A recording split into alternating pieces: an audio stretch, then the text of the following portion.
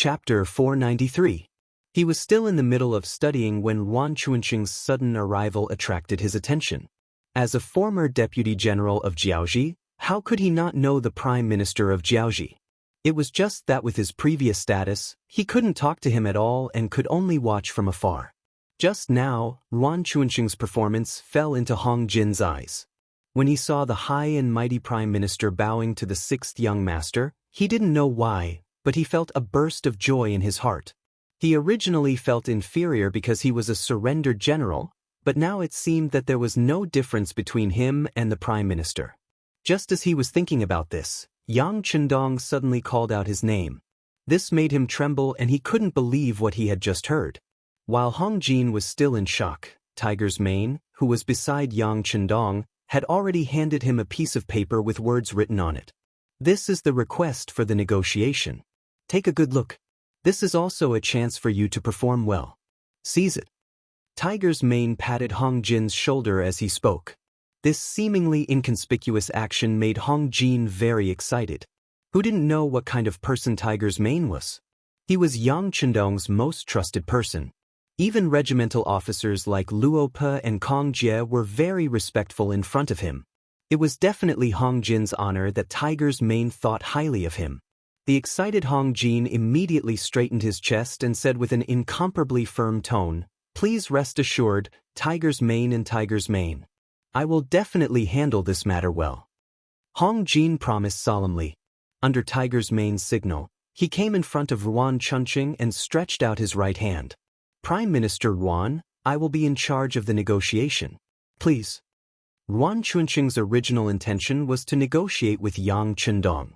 In his opinion, this was the only way to have an equal relationship. However, Yuan Chuanqing ignored him. If he insisted on staying here, who knew what would happen?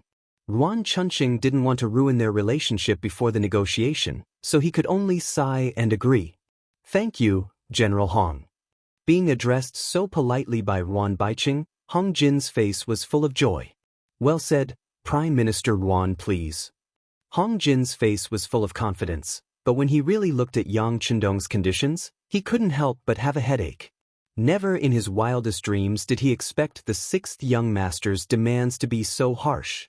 The higher-ups actually demanded that Jiaoji hand over all the cities other than Hanoi City. They also demanded that the Jiaoji army disarm themselves and hand over their weapons. How was this a negotiation? It was clearly forcing the other party to perish. He did not think that Yuan Chuanqing would agree.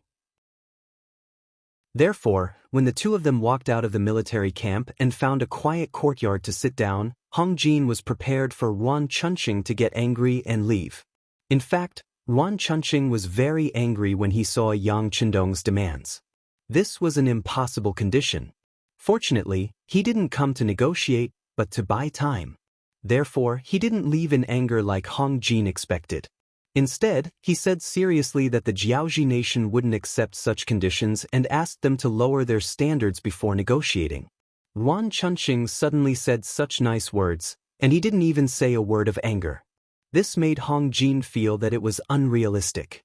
The Beidai city general's residence was now Yang Chendong's resting place. After dark, Hong Jin came to the inner courtyard after being notified. He saw Yang Chendong, who had just finished his dinner and was drinking tea and resting.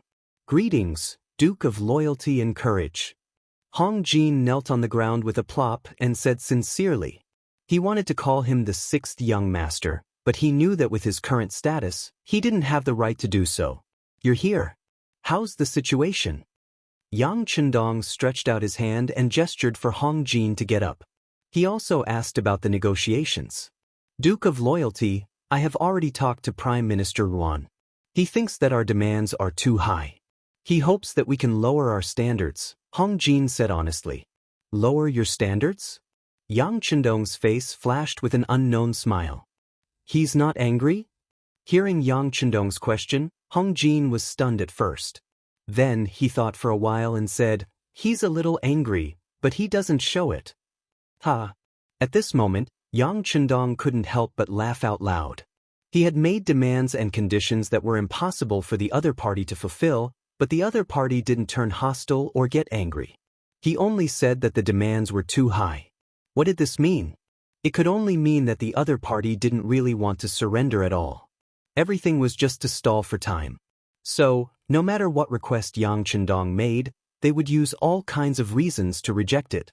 The so-called negotiations, Jiaozhi wasn't sincere, and Yang Chendong was never serious. This was just a way for everyone to test each other. Through this test, Yang Chendong got the result he wanted. That was, the other party was indeed stalling for time. They should be planning something. Before they were ready, they wouldn't easily turn hostile. After understanding this, Yang Chendong knew what to do. He said to Hong Jin, who was still standing on the opposite side waiting for orders, "How about this? When you talk to the other party tomorrow, just say this, at the same time, in a courtyard temporarily provided for Yuan Chunqing." The Prime Minister of Jiaozhi had also finished his meal and was chatting with the guard captain beside him. "You've seen the training ground today, right? With your experience, if we were to go against the mercenaries now, what are our chances of winning?" Yuan Chunqing asked with interest. Although it was true that he was the Prime Minister, he didn't know much about military affairs, unlike the guard beside him, who was originally a military man. Seeing the Prime Minister asking so seriously, the guard captain hesitated for a moment before shaking his head. "The mercenaries' morale is very high. If we were to go against them now, I'm afraid we would lose." "What are our chances of winning?" After Yuan Chunqing asked, he seemed to have thought of something and said, "Just say it boldly. There are only the two of us here." After receiving the Prime Minister's encouragement, the guard captain looked eager to give it a try. Then he slowly squeezed out 2 words. 20%? Hearing the words, Yuan Chunqing looked at the guard captain suspiciously. Being stared at, the guard captain lowered his head and squeezed out 2 words with difficulty. 10%. Only 10%. Hearing this answer, Yuan Chunqing was clearly very dissatisfied. "Yes, with our current weapons and equipment, it's only 10%. However, if we can have more metal shields, perhaps we can increase it a little. If there's any way to make the mercenaries hesitate, then our chances of winning will be even higher," the guard captain answered honestly. Yuan Chunqing knew that this was the truth, but this result still made him very dissatisfied. He couldn't help but let out a long sigh. Then he began to think in his heart. The Crown Prince had already ordered people to forge metal shields and even said that he wanted to build mobile metal carriages. If that was the case, then it wasn't like they wouldn't be able to retaliate at all. Thinking about how he had already sent people to the southern Ming Empire, if they could pressure the Duke of Loyalty, then their chances of winning would increase. "Sigh, what we lack is time." Yuan Chunqing sighed. Whether it was forging metal shields, metal carriages, or going to the southern Ming Empire to ask for help, they all needed time. However, would the mercenaries give them enough time? How could he delay? It seems that there is a need to make some concessions on some matters. Yuan Chunqing muttered to himself. The first negotiation ended without any results. The next morning, without waiting for Hong Jin to leave, Yuan Chunqing took the initiative to look for him. It was no wonder that he couldn't keep his cool. After all, in comparison, he was under more pressure. Hong Jin was still thinking about how to complete the task given to him by the 6th young master. Now that Yuan Chunqing took the initiative to look for him, he was no longer in a hurry. He smiled and invited the Prime Minister, whom he once looked up to sit in his courtyard and drink tea. The initiative was already in his hands, so of course, Hong Jin wasn't in a hurry. However, Yuan Chunqing couldn't. Although he wanted to pretend to be very shrewd, the situation didn't spare him. Seeing that the two of them sat together and drank 2 pots of tea, he couldn't help but take the initiative to say, "General Hong, do you think we can continue the negotiation yesterday?" "Wait, I drank too much tea. I need to go to the toilet." Hong Jin didn't wait for Yuan Chunqing to finish his sentence. He pretended to be in a hurry to pee, apologized, and left. Seeing how arrogant Hong Jin was, the Prime Minister's guard said indignantly, "A petty man intoxicated by success." Of course, Yuan Chunqing heard this. He already knew about Hong Jin's background, and even knew that he was from the Hong family. In the past, even if someone introduced him, whether he wanted to meet such a small figure depended entirely on his mood. Now, he was the one putting on airs. Of course, he was angry. However, when he considered the big picture, he had to suppress his anger. Forget it, a great man knows when to yield, right? So what if he lowered his head in front of this petty man? Once Jiaozhi obtained the final victory, not only Hong Jin, but also the entire Hong family, he wouldn't let them off easily. After comforting himself in his heart, Hong Jin waited for nearly an hour before returning to the courtyard with a satisfied look on his face. When he entered, he pretended to be embarrassed and said, My stomach isn't feeling well. Sorry for making you wait, Prime Minister. Chapter 494. Although his words sounded nice, he did not seem to be apologetic at all. Yuan Chunqing did not want to lower himself to his level. As long as he could stall for time and let the other party be proud of himself, so what? General Hong, are you all right now? Can we continue with the discussion about yesterday's matter? After all, you are a citizen of Jiaozhi, and the Hong family is the cornerstone of Jiaozhi. For this reason, can we compromise a little? Seeing Hong Jin sit down again, Yuan Chunqing was afraid that the other party was up to no good, so he said all these in one breath. Compromise a little? Hong Jin pretended not to understand and asked, Let's see if we can cede a few cities to the Duke of Loyalty. As you know, yesterday's request is no different from wiping out the entire Jiaozhi. I really can't agree to it. Yuan Chunqing said shamelessly. No. Unexpectedly, Hong Jin shook his head and rejected the offer directly. Please don't, General Hong. For the sake of the Hong family, please compromise a little. Don't worry, when I return, I will promote the people of the Hong family and make them one of the top 6 families. What do you think? This time, in order to achieve his goal, Yuan Chunqing was really going all out. He could make any kind of promise as long as he could buy some time. As expected, when he mentioned the Hong family, especially when he said that he could make the entire Hong family one of the top 6 families, Hong Jin's eyes lit up, as if he was tempted. General Hong, you must help me. Yuan Chunqing begged for mercy again. Although he could not make the decision on important matters, if he was willing to help, he could buy some time.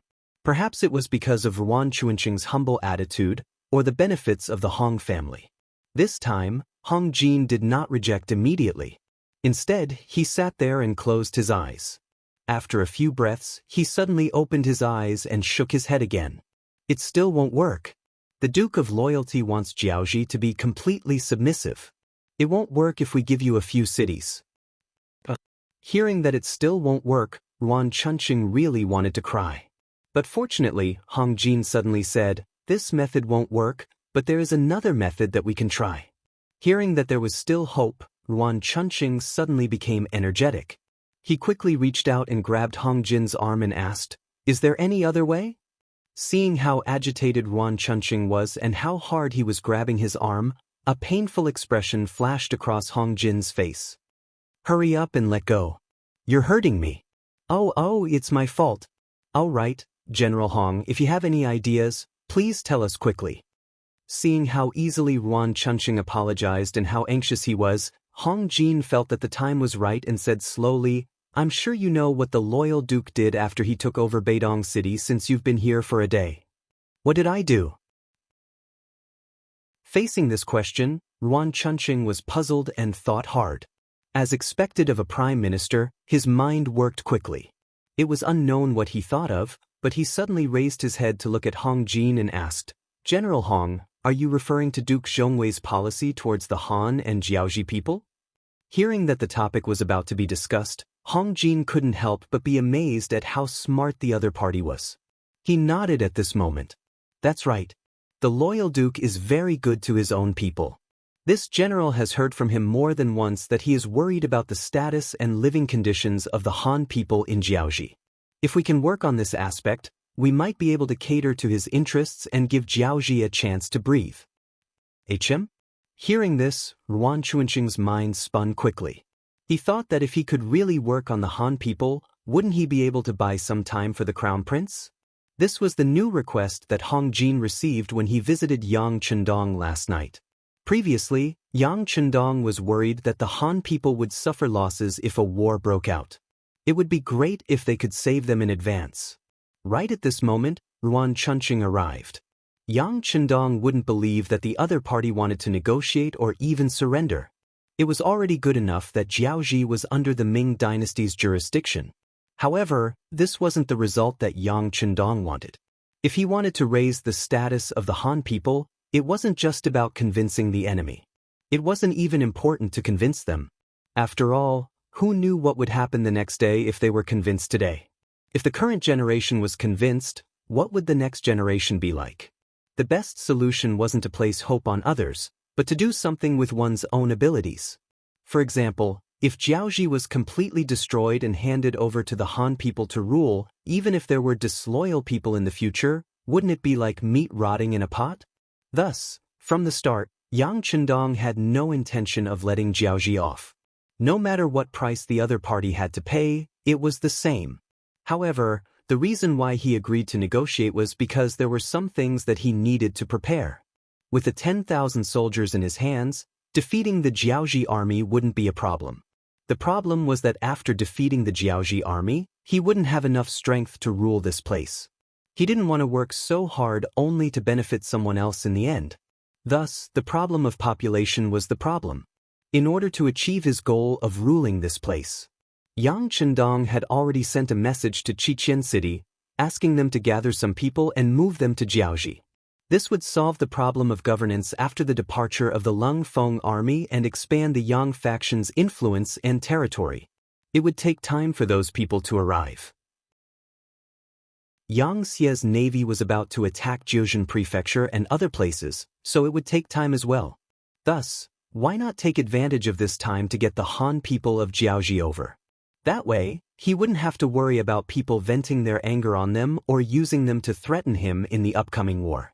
This was why he gave Hong Jin a new mission after meeting him last night. This was why Hong Jin seemed to be persuaded by Ruan Chunqing and took the initiative to give him ideas. Otherwise, with Hong Jin's status as a surrendered general, how would he dare to come up with such an idea and make such a decision? However, how would Ruan Chunqing know all of this? Furthermore, with his worldview and outlook on life, if there was a day when Jiaozhi attacked the Great Ming, he would definitely not consider the lives of the Jiaozhi people living in the Great Ming. It was precisely because of this different understanding that he decided to agree to Hong Jin's idea immediately after hearing it. However, he was still a little worried about whether Hong Jin's guess was right or not. What if everything was what they thought and the Duke of Zhongdong attacked them? Wouldn't that be bad? After making up his mind, Ruan Chunqing looked at Hong Jin with a burning gaze. General Hong, are you sure that as long as we send all the Han people in the country over, the Duke of Zhongdong will sit down and negotiate with us? I'm not sure. Hong Jin shook his head honestly, but then he said, but I know that doing this can stall for time, right? And if we can stall for time, we will have time to think of a better way, right? The moment Hong Jin said that, Ruan Chunqing's heart began to beat faster. He thought that the other party had seen through his intentions. However, when he heard the last sentence, he couldn't help but relax. Yes, doing this could indeed stall for time. Even if they couldn't think of a better idea during this time, at least this could prevent the war from happening immediately. This would give the crown prince and the messenger to the Great Ming more time to prepare. Thinking that this was originally a matter with only benefits and no harm, Ruan Chunqing nodded and agreed. Okay, we will do as General Hong said. I will send someone to send a letter to the crown prince and send all the Han people in the country here. However, this is a huge project. I'm afraid that it can't be done in a year or half a year. The last sentence was said by Ruan Chunqing tentatively. Because if there was really a year or half a year, the crown prince would be able to prepare.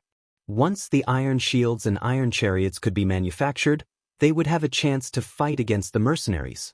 At that time, with the advantage of the number of troops and the fact that they were fighting on their home ground, the chances of winning were not small. What? Half a year or a year? Huh, Prime Minister Ruan, don't joke around.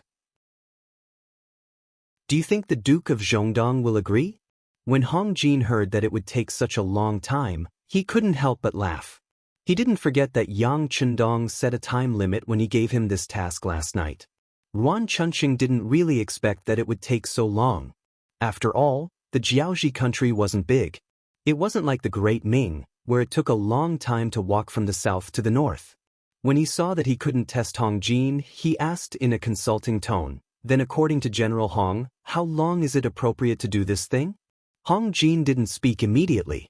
Instead, he raised his hand and stretched out 5 fingers. 5 months? Seeing this gesture, Ruan Chunqing instinctively said. Hong Jin shook his head. "Then it's 50 days. When he said this, Ruan Chunqing had a bad feeling in his heart. But Hong Jin still shook his head after hearing this. Then he said in an unquestionable tone, 5 days. "If it's more than that, I can't guarantee that I can convince the Duke of Zhongdong." "What?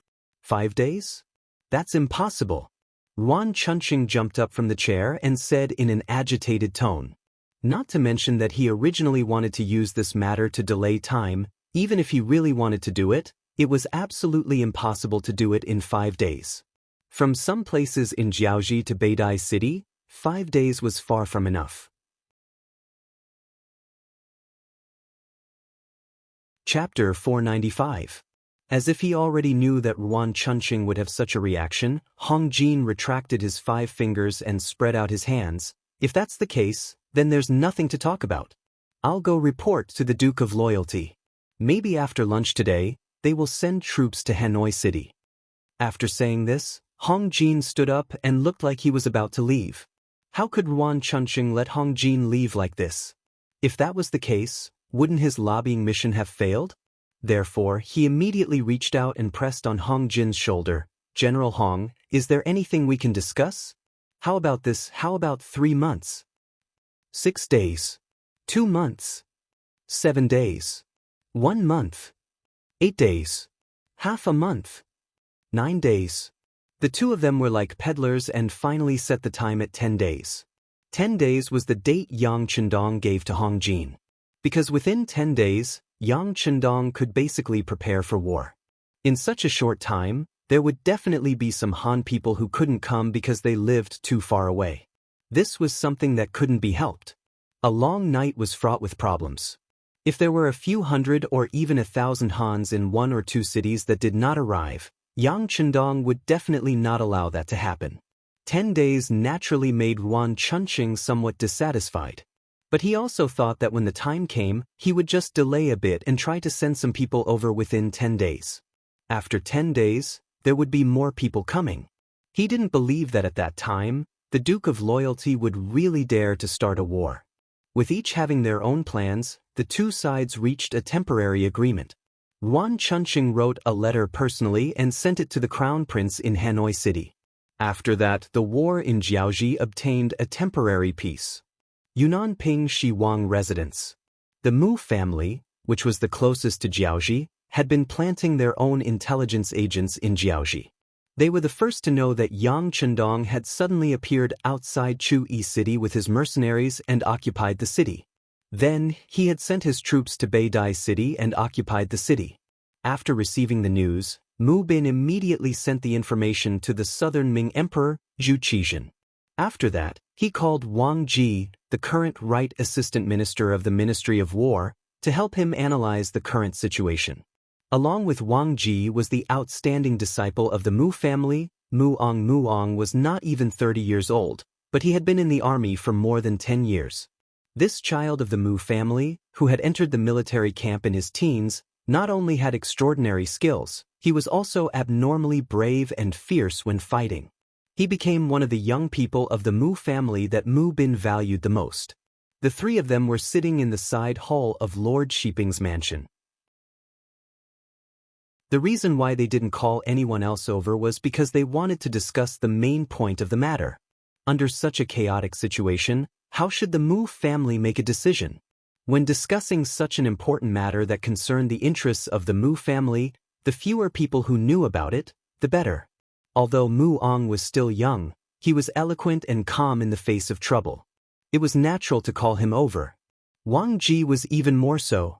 As someone who had been abandoned by Emperor Zong, he had no choice but to rely on the Mu family. His thoughts were naturally for the sake of the Mu family. As someone who almost became the minister of the Ministry of War, he naturally had good judgment. Calling him over was a good opportunity to listen to his views on the current situation. Wang Mubin of Shiping was sitting between the two of them. He listened to their opinions without saying a word. The three of them knew about the news. Next, it was time to express their views. The first to speak was the young Mu Ong. He first took the information and carefully read it 3 times. Then he shook his head. This is not possible. Everyone knows how many people there are in the mercenaries. It was not easy for them to come out alive with more than 10,000 people. How could they fight their way to the inner part of Jiaoji and occupy 2 cities? They even forced their way to Haniai City? Is there a mistake in the information? It was no wonder that Mu Ong would think this way. It was because he could not do the same thing. Although he was considered a general of the Mu clan, even if he was given 100,000 soldiers, he would not be able to do things so beautifully, let alone 10,000. The information can't be fake. This information has been verified. Mu Bin saw that Wang Ji also did not believe it, so he spoke up to confirm the authenticity of the information. As for the verification he mentioned, it was naturally the same information sent by another intelligence team. For a matter, one person's words could be wrong and could not be trusted completely. However, when everyone said the same thing, there was no doubt that it was true. Originally, Wang Ji also wanted to question this matter. Now that he heard Mu Bin's words, he quickly shut his mouth. If he still doubted it at this time, it was equivalent to doubting Lord Shiping. For him who had offended Emperor Ingzong and had nowhere to go, if he did not cling to Mu Bin's thigh, he would really become a nobody in the world. As soon as Mu Bin said this, the side hall suddenly quieted down again. Obviously, everyone needed to digest this information. Then, after waiting for about 10 minutes, seeing that the 2 beside him had almost recovered, Mu Bin opened his mouth again and asked, "Okay, now you can say whatever you want to say. There are only the 3 of us here, so you are not allowed to speak nonsense." The so-called nonsense meant that they could say whatever they wanted. Once they left the room, they would not say it again. No one would be punished for it. Since they could say whatever they wanted, Wang Ji's small eyes rolled for a moment before he said, "If all of this is true, then the combat strength of this mercenary group is too powerful. This loyal duke is too ambitious." "What do you mean?" Mu Bin felt that Wang Ji seemed to be implying something. Seeing that Mu Bin was interested, Wang Ji knew that the opportunity to show off had come. He did not hold back and said everything that was in his mind. "Lord Shiping, think about it. If this is really done by the mercenary group, then how powerful is their strength? With such strength, why did it take nearly 2 months when the imperial court asked him to deal with the Huang bandits? With their tyrannical strength, they could just push forward. After a few battles, the untrained and disorderly Huang bandit army would scatter and flee in all directions.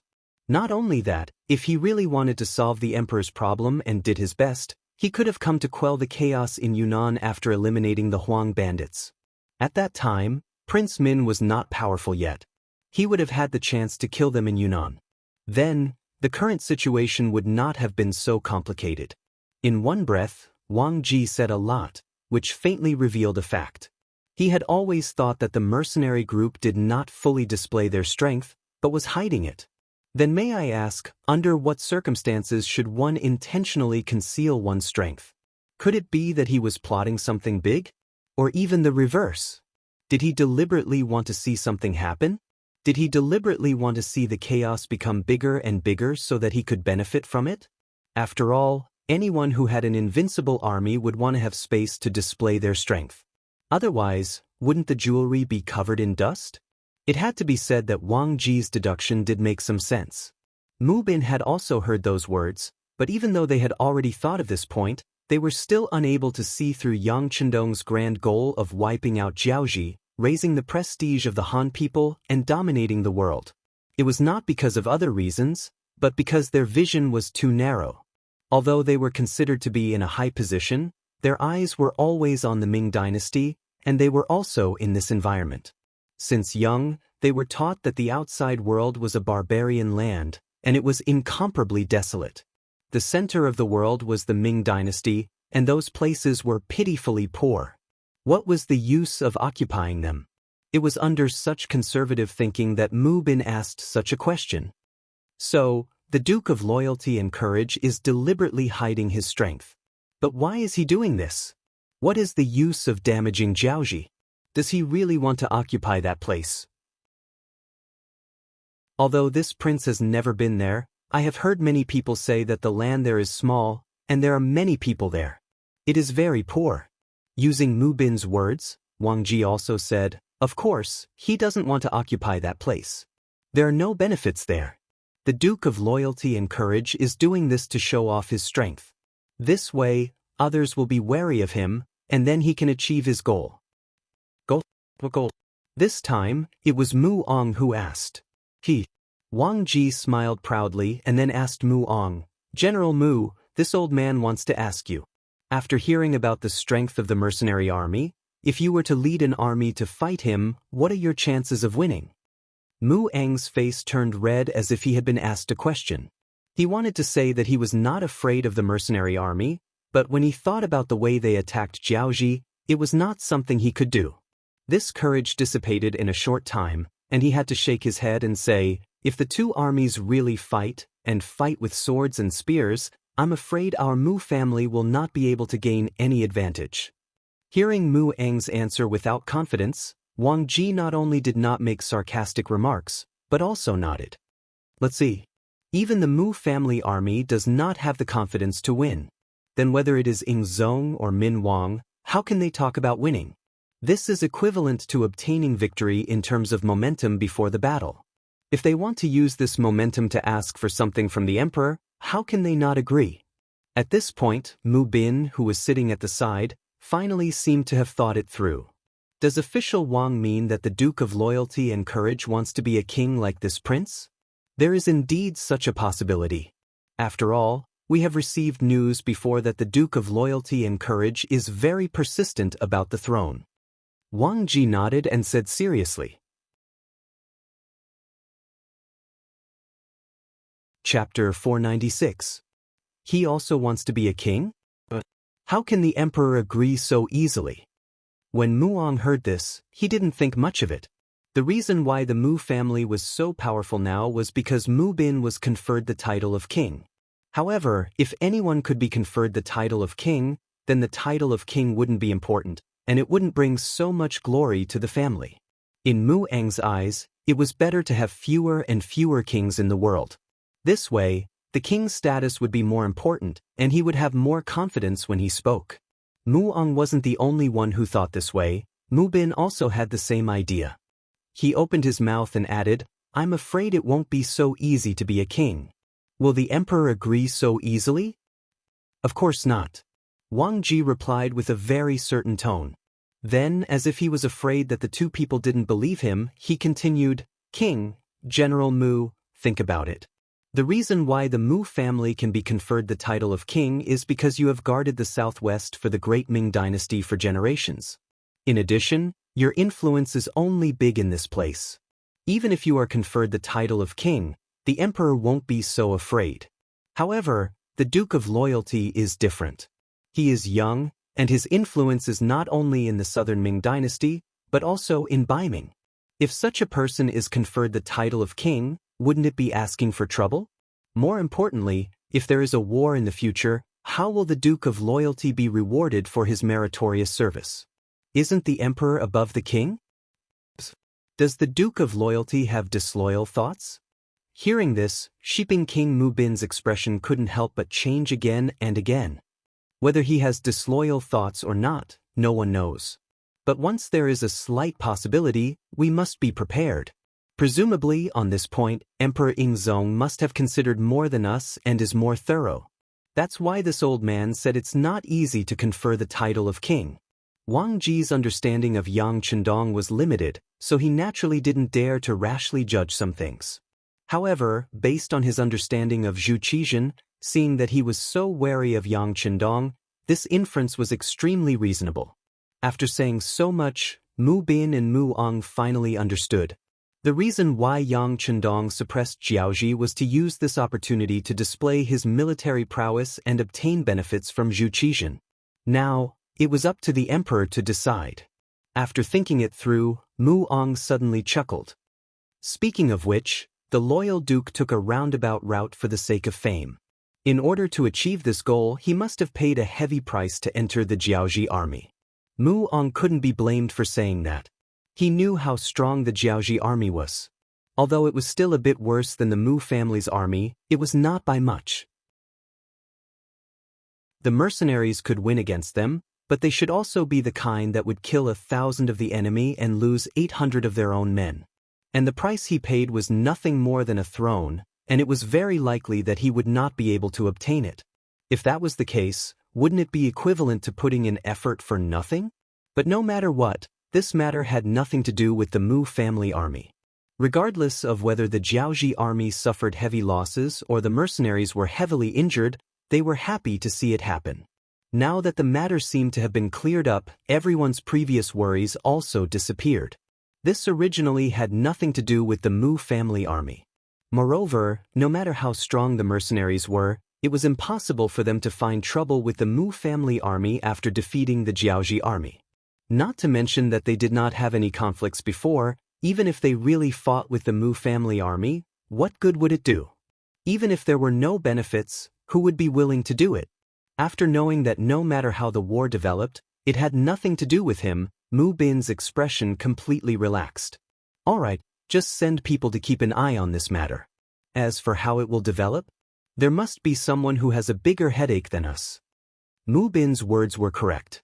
Prince of Min's faction also had the same attitude as him, but they did not care about their own affairs. They were currently thinking of using all their strength to conquer the entire Guangdong province. This was because during this period of time, they had sent troops everywhere and conquered many cities in Guangxi that they had yet to reclaim. Now that the entire Guangxi was in their hands, they naturally set their sights on Guangdong, especially the important Guang province.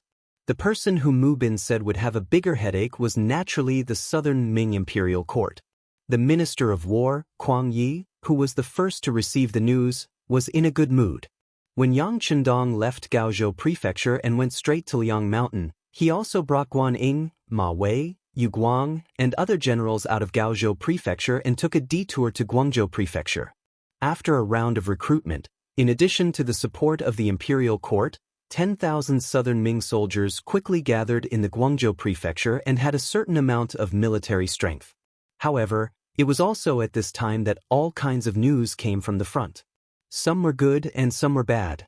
The so-called bad news was naturally that the Min King and the Miao army had attacked everywhere and finally conquered the entire Guangxi, allowing the Min King's forces to develop even more. There was even news that they were gathering troops. The next target would probably be the Guangzhou Prefecture that they were in. After all, as long as they conquered this place, the entire Guangdong province would not be far from falling into the enemy's hands. For this, other than continuously strengthening the city's defenses and recruiting troops, Kuang Yi continuously sent urgent documents to the capital and Nanjing to request for more support from the imperial court. Other than the bad news, there was also good news. For example, he just received the news that the Duke of Loyalty had brought his mercenaries and killed his way into Jiaoji. Not only did they pass through the complicated terrain of the Liang Mountain rainforest, but they also took over Jiaoji's Tsui City and Beidi City. The southern Ming spy in Jiaoji said that the current Jiaoji could not even take care of itself.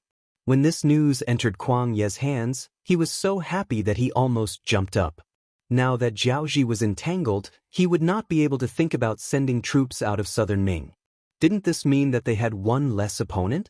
Kuang Yi was not only old, but his thinking was also very old. In his opinion, the Min King was surnamed Zhu and had the bloodline of Emperor Taizu. The battle with the emperor was an internal battle of the Zhu family. No matter what, the world still belonged to the Zhu family. They could not let an outsider take advantage of it. Good. The Duke of Loyalty is indeed powerful. The mercenaries did not disappoint. With the news that had just arrived, Kuang Yi, who had not smiled for a long time, drank 3 large cups of wine in his temporary residence. He even called his student, Guan Ying, over to drink with him. Guan Ying did not understand why Kuang Yi was so happy. Seeing that the drinking stopped, he asked carefully, "Teacher, this is the victory of the Duke of Loyalty. Why are you so happy?" "Why can't I be happy?" Kuang Yi, who was in a good mood, decided to teach his student well. He asked, "Tell me, if the mercenaries led by the Duke of Loyalty fought with the tyrannical Jiaoji army, who would win in the end?" This. Guan Ying shook his head. The strength of the mercenaries is indeed tyrannical, especially the continuous fire guns in their hands. No matter who is their enemy, they won't be able to gain any advantages. But in the end, their military strength is too little. They can still win some battles, but to say that they can really wipe out the entire Jiaoji army is unrealistic. That's right. Huang Yi nodded with satisfaction and said, "According to what you said, the mercenaries will fight with the Jiaoji army until both sides suffer losses. If this is the result, it will only be good for the great Ming dynasty." At this moment, Guan Ying finally understood. Then he said tentatively, "Teacher, you mean that this is a battle between two tigers? There will be casualties. Even the one who wins won't get any benefits, right?" "That's right." Huang Yi stroked his beard and said, "Actually, I admire the Duke of Loyalty very much. A hero like him probably wouldn't appear even in a few hundred years. Even Emperor Taizu was not as good as him when he was at his age. If such a person was born in a chaotic world, he would be able to create a new country. It's a pity that he was born in the wrong time. Although our great Ming dynasty is also experiencing war, our foundation is still good. Most of the people have clothes to wear, food to eat, and can live and work in peace and contentment. In such an environment, it is obviously impossible to have any great construction skills." Guan Ying, who was at the side, kept nodding. He agreed with his teacher's analysis. Huang Yi didn't seem to have finished and continued, "This old man admires the Duke of Loyalty and courage, but I also fear him. This is because young people are sometimes impulsive and do not act according to common sense. I am worried that he will have other thoughts because he has the power weapon. That is why I advise the emperor to use him while also being on guard against him." Yes, we must be on guard against such people. Guan Ying agreed. After all, it was not the first time that one's merits overshadowed his master's. History has proven that once an official's merits were too great, there would be many rebellions. That is why I am so happy to hear this news. Just as you said, although the mercenary army is powerful, there are too few of them and their foundation is too weak. It is not possible for them to do anything to Jiaoji. The best outcome would be for both sides to suffer great losses. In that case, they would also suffer great losses. Without using a single soldier, the imperial court was able to make the two people whom they were wary of fight to the point where it was difficult to tell who would win. Moreover, they were both in a state of serious injury. Was this not good? Isn't this worthy of a celebration? Huang Yi finally spoke clearly. When Guan Ying heard this, he could not help but nod. Teacher's analysis is very correct. This student will learn.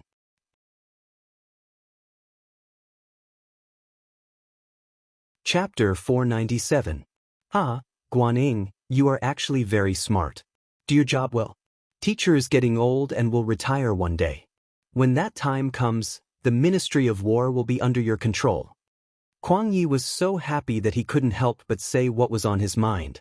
Guan Ying, who was still listening to his teacher's teachings, became excited when he heard this. This was the first time his teacher talked to him about his future. In the past, he thought that Huang Yi only cared about serving the country and didn't think about personal matters.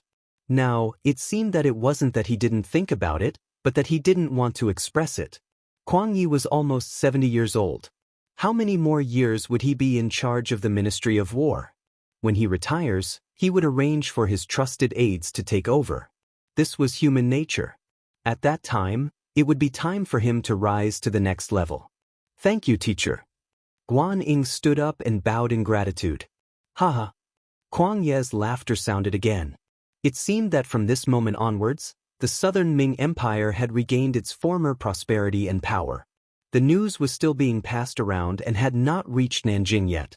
However, when the news reached there, especially after the emissary of Jiaoji met with Xu Qizhen, it would definitely make Emperor Yingzong, who had not been doing well recently, happy.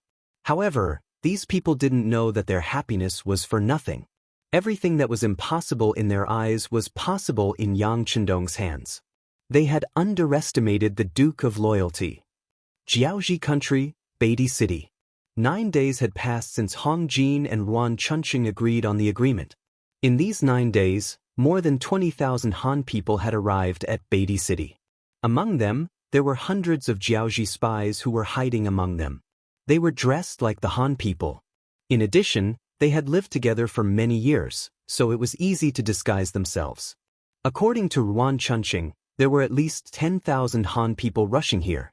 There were also many cities that were still mobilizing because they were too far away.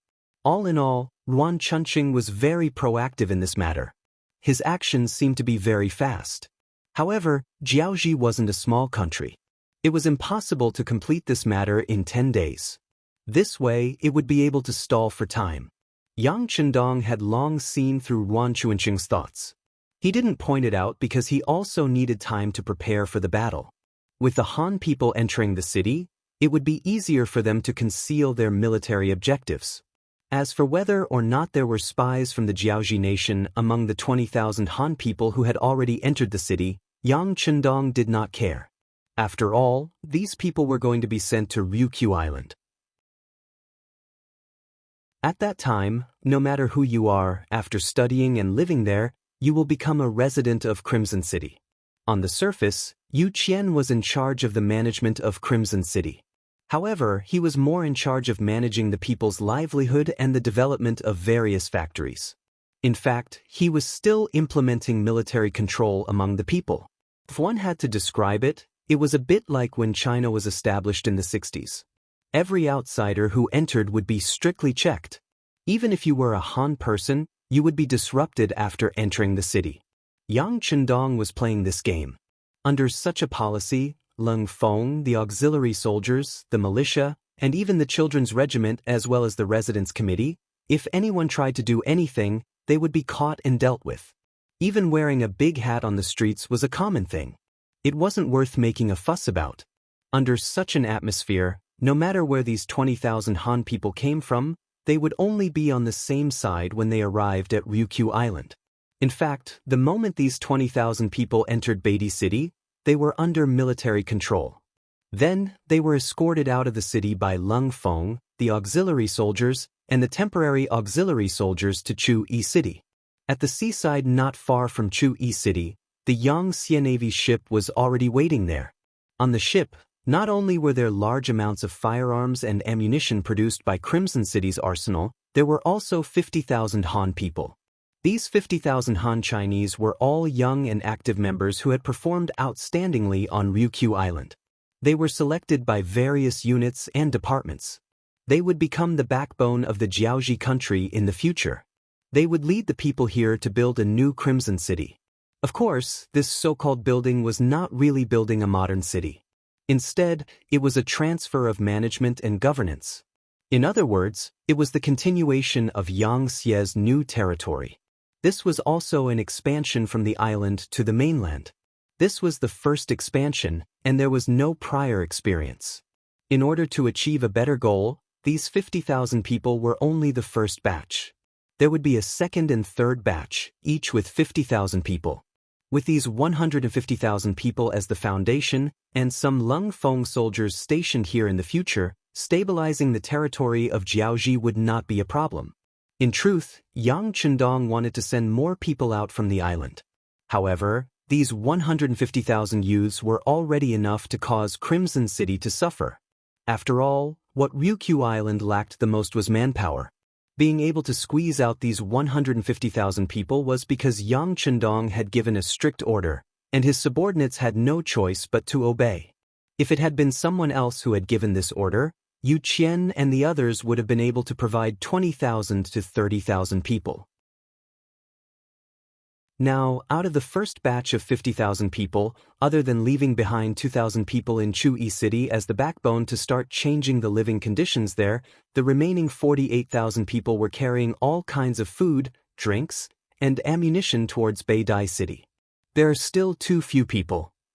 A long sigh sounded out. This naturally belonged to Yang Chendong. It had been 4 years since he had come to this world. He had been working hard to reach this scale. In the eyes of others, this might be considered very impressive. However, compared to the grand goal in his heart, it was still too far away. If he had 100 million people, even if it was only 20 million people, he would dare to go to Japan and completely occupy it. He would even dare to go to the southwest and southeast of the Great Ming Dynasty. Unfortunately, there were less than 1 million people in Crimson City. Most of them were from conquering the first Shang dynasty. Otherwise, the 150,000 people in front of him would be enough to make him worry. With a sigh, he thought that he still needed to encourage the people of Crimson City to have more children. Although he had done a series of encouraging measures before, many factories and land needed manpower. Some of the local women had no choice but to participate in farming. However, now that the people of Jiaoji were continuously sent to Ryukyu Island, those women could be idle. With them around, as long as the incentives were right, there was no need to worry about a large increase in the population. Turning his thoughts back, Yang Chendong raised his head and asked Tiger's Mane, "Is Nye Tong's 2nd Regiment in place?" "Young Master, the day before yesterday, Commander Nye took the 2nd Regiment's Lung Feng and 10 battalions of naval auxiliary soldiers and headed towards Jiuzhen Prefecture's coastline. If I'm not mistaken, they should be preparing to take action." Yang Chendong nodded thoughtfully. "Tell Regiment Commander Nye that after conquering Jiuzhen County, don't rush to join us. Continue to send troops out of Sunan County and take it down first. If we need help here, let him know." In other words, there was no need for any reinforcements. With just these 10,000 soldiers, they would be able to take down Jiaoji County. Hearing this, Tiger's Mane nodded. "Yes, young master. I will inform Regiment Commander Nye of your orders. But can we really take down Jiaoji County with just us? Whether it is the military strength or the territory, it is far greater than Jiuzhen County and Sunan County combined." Only Tiger's Mane, who had been by Yang Chendong's side for the longest time, dared to ask such a question. If it was someone else, they would only need to carry out the order. But his considerations were also very reasonable. Conquering a country was one thing, conquering it was another. If they didn't have enough military strength, they wouldn't be able to do it. Yang Chendong first smiled, but he didn't immediately answer this question. Instead, he casually pointed outside the door. Following the direction of his finger, Tiger's Mane saw Hong Jin standing respectfully outside, waiting for Yang Chendong to summon him. "Isn't there General Hong Jin?" After casually saying this, Tiger's Mane suddenly thought of something and said in surprise, "Young master means to use him as a general, and then, that's right." Yang Chendong directly interrupted Tiger's Mane's words and said with a smile, "That's right. There is a saying, to control the barbarians with the barbarians. We can form a Jiaoji mercenary army and let them be in charge of the security of Jiaoji County. Compared to us, they are more familiar with this place, right?" Yang Chendong was currently thinking about the Japanese army in the future. He had to admit that the Japanese army that invaded China didn't have enough military strength, so he came up with this idea. And it was because of this that he almost completed the act of a snake swallowing an elephant. Since others can use it, he can naturally use it too. In addition, he can also send some troublemakers to Resin City. In this way, without those troublemakers, Hong Jin's pressure will be reduced a lot. After Tiger's Mane understood Yang Chendong's intention, he looked at the young master with admiration. He really didn't know how the young master's brain worked. How could he come up with so many good ideas?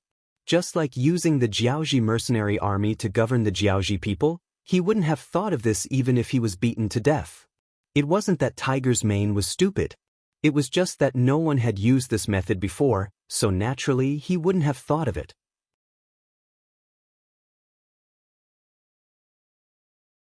Chapter 498.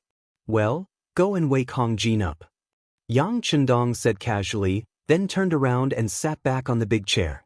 In front of Tiger's Mane, he could do anything he wanted, but in front of a surrendered general like Hong Jin, he had to maintain his dignity. What was a superior? Not only did he have an imposing manner, but he also had to learn all kinds of methods and use all kinds of environments to enhance his imposing manner. Once he did it well, it would give his subordinates a lot of psychological pressure. When he issued an order, there would naturally be no second opinion. Not long after Yang Chendong sat down, Hong Jin came in under Tiger's Mane's lead. As soon as he entered the room, Hong Jin knelt on the ground, not daring to raise his head, and said in a very respectful voice, "Subordinate Hong Jin greets Duke of Loyalty." As a surrendered general, Hong Jin was very clear about his identity. Not only in front of Yang Chendong, but even in front of some ordinary mercenary officers, he was very respectful. Therefore, for a long time, no one really made things difficult for him. Originally, under the leadership and teaching of Yang Chendong, the mercenaries were very particular about the equality between officers and soldiers. Even if a soldier joined the army, as long as he was not too arrogant, no one would make trouble for him. If Hong Jin's attitude was slightly better, it would be even worse to say that no one would want to make things difficult for him. Yes. Seeing Hong Jin kneeling in front of him so respectfully, Yang Chendong nodded and then said casually, "You did a good job." Hearing the praise, Hong Jin, who was kneeling there, felt happy. However, he still said cautiously, "It's all thanks to the Duke of Loyalty's good teachings." "All right, there's no need to call me Duke of Loyalty. You're my man, so just call me Sixth Young Master from now on." Yang Chendong slowly straightened his body as he spoke. The change in address meant that he had been initially accepted by Yang Chendong. Hong Jin, who was overjoyed, quickly kowtowed to the ground and said, "Yes, Sixth Young Master." Yang Chendong could understand the slight tremor in Hong Jin's voice. After all, even though the Hong family had some power, it was still far from the Ruan, Chen, Li, Fan, Huang, and Pan families. It could be said that at this moment, Hong Jin really wanted to be understood and recognized. Yang Chendong, who fully understood this, wanted to give Hong Jin a chance to stand out. "Hong Jin, have you ever thought of putting down the things you're doing and doing something else?" The work at hand was to settle the Han people who came from all parts of Jiaoji. Even though this job didn't seem like much, most of the Han Chinese who came here were in a daze. Many of them didn't even know why they were here. They were all forced to come here by the Jiaoji army. These people didn't have any feelings of gratitude or excitement. Even so, Hong Jin was happy to do these things. In his opinion, some things wouldn't have much effect if he didn't do them at the beginning, but as time passed, as long as he treated these Han people well, they would eventually remember him. Who knew when one or two of these people would stand out? At that time, if they were willing to take care of him, that would be the greatest reward. It was precisely because he had such an idea in his heart that when he suddenly heard Yang Chendong say that he was not allowed to take care of this matter, panic appeared on his face. He didn't know if he did something wrong, or if he did something that Yang Chendong wasn't satisfied with. Therefore, his first reaction was to kowtow to the ground again. Then, he continued to explain, "Sixth Young Master, this lowly one does things in a rough manner. If there is anything that is not to your liking, please forgive this lowly one. This lowly one knows his mistakes and will definitely correct them." Mistake? What mistake did you make? Even with Yang Chendong's intelligence, he didn't know what to do with Hong Jin's actions. Hearing that there was no blame in Yang Chendong's words, Hong Jin slowly raised his head with a puzzled look. Just as Hong Jin raised his head, Yang Chendong's voice sounded, "This young master wants to give you a chance to stand out, a chance to bring glory to your Hong clan. How about this? You form an army, and you will be the general. The number of people should be around 30,000. Other than the advanced firearms, this young master will provide you with any other weapons. How about it?" Before Yang Chendong could finish his words, there was a heavy thud on the ground. Looking carefully, it was the sound of Hong Jin kneeling and kowtowing. It was just a few kowtows, and there was already blood flowing out from his forehead. "Sixth Young Master, thank you. I won't say anything else. I will remember your kindness. In the future, if you tell me to go east, I will definitely not go west. The Hong clan will also follow the Sixth Young Master's lead for the rest of my life." It was no wonder that Hong Jin was so emotional. He had worked very hard since he was young, and that was why he had the chance to become Wan Genwang's deputy general and lead an army alone. Although he failed in the end when he faced the mercenary army. Didn't he do all this for the sake of bringing glory to the Hong clan? Now, the usually strong Jiaoji army was so weak in the face of the mercenary army. If things went wrong, Jiaoji would be in big trouble. It was hard to say if the Hong clan would be able to survive. And it was at this time that Yang Chendong allowed him to form his own army. Such a huge contrast was equivalent to a person who was so poor that he couldn't afford to eat suddenly finding a 10 million check in his bowl while begging for food. How could he not be excited and filled with gratitude? Hong Jin knelt there with tears of gratitude on his face. Then he kept swearing. Yang Chendong saw all this, but he wasn't moved.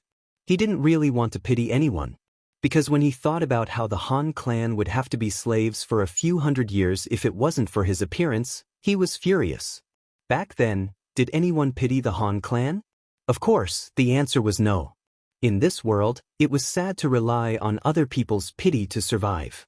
The most important thing was to have your own strength. As long as he had enough strength, he would be able to gain the recognition and respect of others. Everything else was just fleeting clouds. As for what Hong Jin said, it might be true now. But when he really obtained a high position, when the mercenary army's strength couldn't affect him, who knew what he would do? Instead of placing his hopes on others, it was better to set strict rules from the start. This way, he wouldn't have to worry about other people causing trouble. All right, stop kowtowing. Your body is your own. This young master still needs you. If you get injured because of this and can't lead the army, then I'll have to consider changing you. As Yang Chendong said this, Hong Jin knelt there obediently. Obviously, he was really afraid that Yang Chendong would change him. If that was the case, all his hard work and performance would go down the drain. Seeing that Hong Jin's breathing had stabilized, he wasn't as agitated as before. Yang Chendong's voice sounded again. This young master can allow you to lead an army, but you have to agree to 3 conditions in advance. If you can do it, then this job is yours. If you can't do it, then there's no need to force yourself. This young master won't punish you for this. But if you can't do it, then you won't even have a chance to be free. Do you understand? Understood, this little one understands. 6th young master, just tell me what to do. At this moment, Hong Jin didn't have the ability to bargain. He had already thought it through. No matter how harsh Yang Chendong's conditions were, he would agree to all of them. No matter how high the requirements were, it was better than not knowing what would happen tomorrow. Seeing that Hong Jin agreed so quickly, Yang Chendong didn't doubt his sincerity. After all, if he was in Hong Jin's shoes, he wouldn't be able to reject the opportunity to lead an army either. Then listen carefully. First, 30,000 soldiers is a limit. No matter what happens in the future, unless there's an order for you, the number of soldiers can't exceed this number. If you're found out, you'll be stripped of your position and investigated. Second, these 30,000 soldiers must listen to the arrangements of the mercenary army unconditionally. If you or any of your subordinates dare to have any selfish thoughts, you'll be killed without mercy. Even you won't be able to escape the crime of not managing your army properly. Third, those who are capable in the Hong family can join the army. Those who aren't can't be forced to join. As for the other Hong family members who aren't young, or the elderly, children and women, this young master will arrange for them to live in another place. I guarantee that they'll have a good life and won't be in any danger. However, they can't live in Jiaoji anymore. It's up to you to decide how to do this job. These are the 3 conditions. If you agree to them, this young master will also promise you what I just said. If you don't, then just pretend that I didn't say anything. Yang Chendong stated the 3 conditions and waited for Hong Jin's reply. He didn't have any intention of forcing Hong Jin. There were some things that couldn't be done well without the initiative. As for why he wanted to form a Jiaoji mercenary army, it was because the number of mercenaries he had was still too little. If he had to leave behind a sizable army for every territory he conquered, then no amount of mercenaries would be enough. After Yang Chendong finished speaking, Hong Jin, who was kneeling on the ground, heard everything clearly and quickly came to a decision. 6th young master, Hong Jin is willing. Hong Jin naturally understood the meaning behind Yang Chendong's words. He wouldn't be allowed to grow, let alone form his own faction. At the end of the day, he would only be a puppet. Even so, he was still a general of 30,000 soldiers.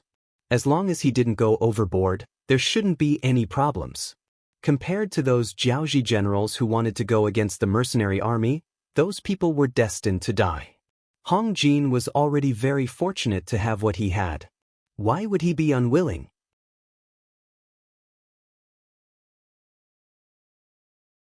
Chapter 499. What's more, Yang Chendong had also said that as long as the Hong family members were capable, they could also be brought into the army. As long as the descendants of the Hong family worked hard and were nurtured well, this 30,000-strong army would be equivalent to the Hong family's own army. Other than a powerful mercenary group, no one else would be able to suppress him. This could also be considered as bringing glory to the Hong family. Hong Jin agreed. This was within Yang Chendong's expectations. Alright, since that's the case, Tiger's Mane will tell you what to do. From now on, you can put down whatever you're doing. Tomorrow was the 10th day. Yang Chendong had already made his preparations and was about to launch a fierce offensive. Naturally, he would have to put aside the matter of accepting the Hans for now. However, Hong Jin did not know about this. He thought that someone else would take over his job. Now that he was focused on becoming a general, he kowtowed and expressed his gratitude before leaving with Tiger's Mane. After exiting the room, Tiger's Mane walked out while speaking to Hong Jin, who had his head lowered and was one step behind him. You're quite lucky. The young master chose you because of your recent good performance. However, I hope that you can continue to work hard and don't think of other things. Yes, Tiger's Mane is right. Hong Jin will remember. Since the young master has allowed you to become a general, you can go and pick soldiers now. There are 20,000 Jiaoji citizens in Beidai City. Among them, there are around 6,000 youths. You can choose 2,000 of them to follow the mercenary army to the battlefield tomorrow. Of course, you won't be doing anything dangerous. You'll just have to clean up the battlefield, watch over the prisoners, and collect military supplies. Tiger's Mane spoke softly, but these words were like a bolt from the blue in Hong Jin's ears. His mind went blank. Tomorrow? Tomorrow? Yes. Tiger's Mane nodded. Since he had decided to use Hong Jin, there were some things that he was not afraid of in advance. The young master and Jiaoji have been feigning civility for 9 days. All the preparations have been completed. Naturally, it's time to turn hostile. Hong Jin could no longer hear Tiger's Mane's next words. His mind was still muddled. He had always thought that the mercenaries couldn't take down the entire Jiaoji, and he didn't want to continue fighting. That was why he decided to negotiate with them. As for his position as a general, it should only be to protect Chu-Yi and Beidai cities.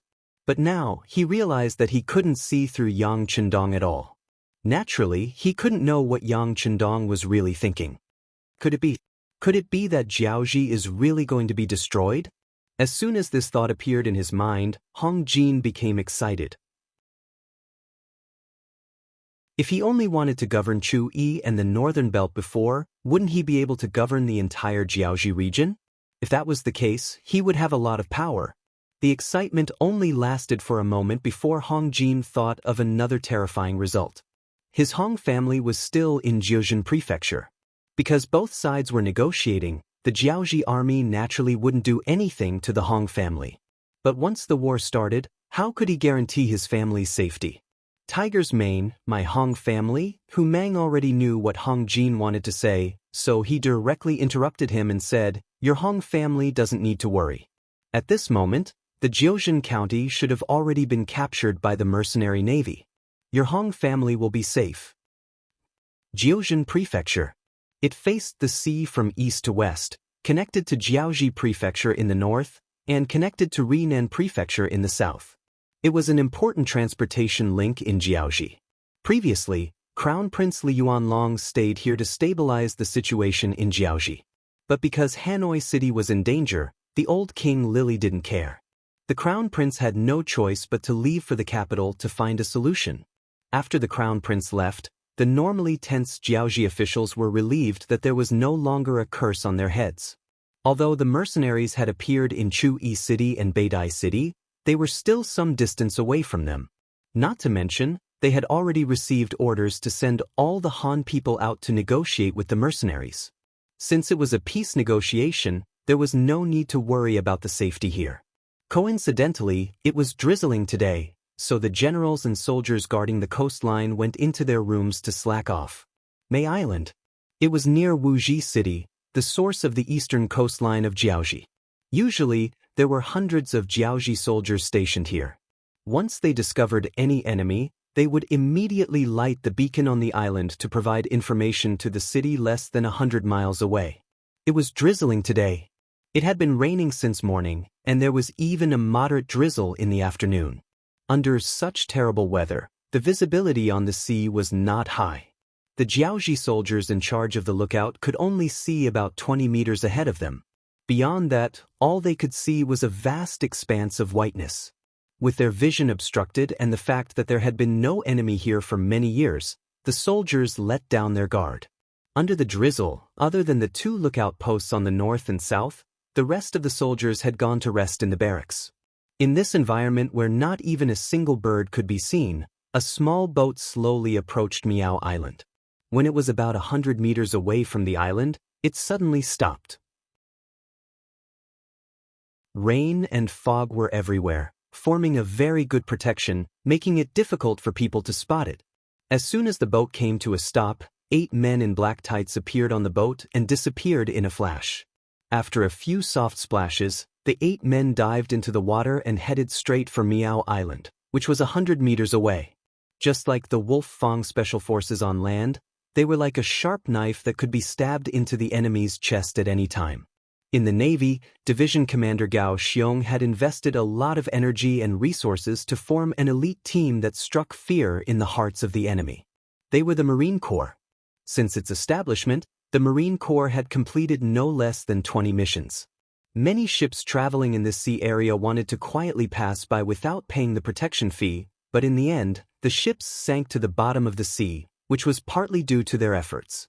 This time, in order to complete the mission taught by the 6th Young Master, Commander Nie Tong had transferred a platoon of Marine Corps from Division Commander Gao Xiong. The 8 men just now were just the first batch of soldiers to enter the sea. With the first batch, there would naturally be a second batch. In the blink of an eye, another 8 men had disappeared into the sea. After a few more batches, a platoon of 30 soldiers had entered the sea. About half an hour after these people entered the sea, many large warships appeared behind the small boat. It was as if they had descended from the sky. They first appeared in the white fog, then slowly approached Miao Island. The soldiers on May Island were completely unaware of this. They did not know that their fate had already been decided at this moment. They also did not know that at the edge of the island, 30 mercenaries armed with Type 95 mercenaries had already landed on the shore and were slowly approaching them. They had already practiced infiltration and landing on the island countless times. It was just a group of 100 unprepared enemies. These elite soldiers did not even consider them a threat. If not for the fact that they were afraid of alerting the enemy and causing them to ignite the fire beacon, which would hinder their next attack on the beach, they would not have needed to infiltrate like this and would have directly attacked. Even though they were very confident in their own combat strength, when they reached the island from the sea, the 30 elite soldiers did not immediately make their move. Instead, they carefully observed the terrain.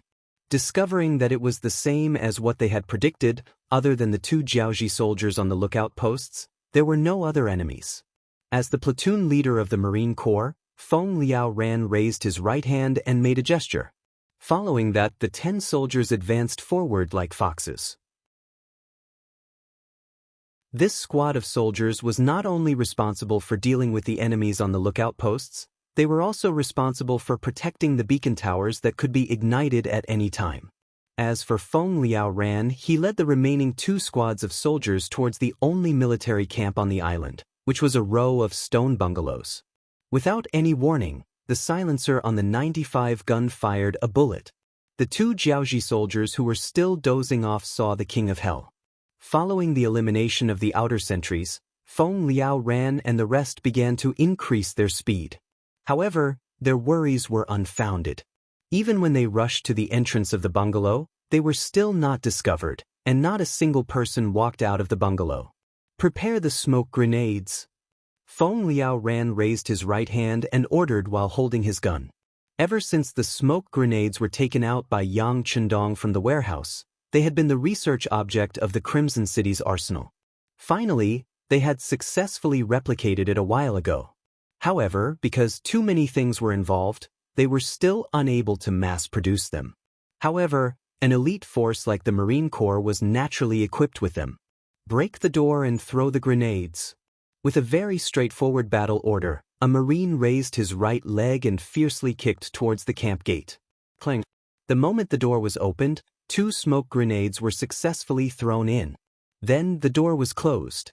2 platoons of Marines stared at the door. 21 muzzles were aimed at it to prevent any accidents from happening. Cough, cough, cough. In less than 2 breaths of time, loud coughing sounds echoed throughout the camp. Then the camp door was pushed open, and the Jiaoji soldiers who were choking with tears in their eyes ran out. The first Jiaoji soldier who ran out did not even have time to see what was going on outside when he felt his body become light and was sent flying. Before he could regain his composure and see what was going on around him, a cold muzzle was pointed at his head.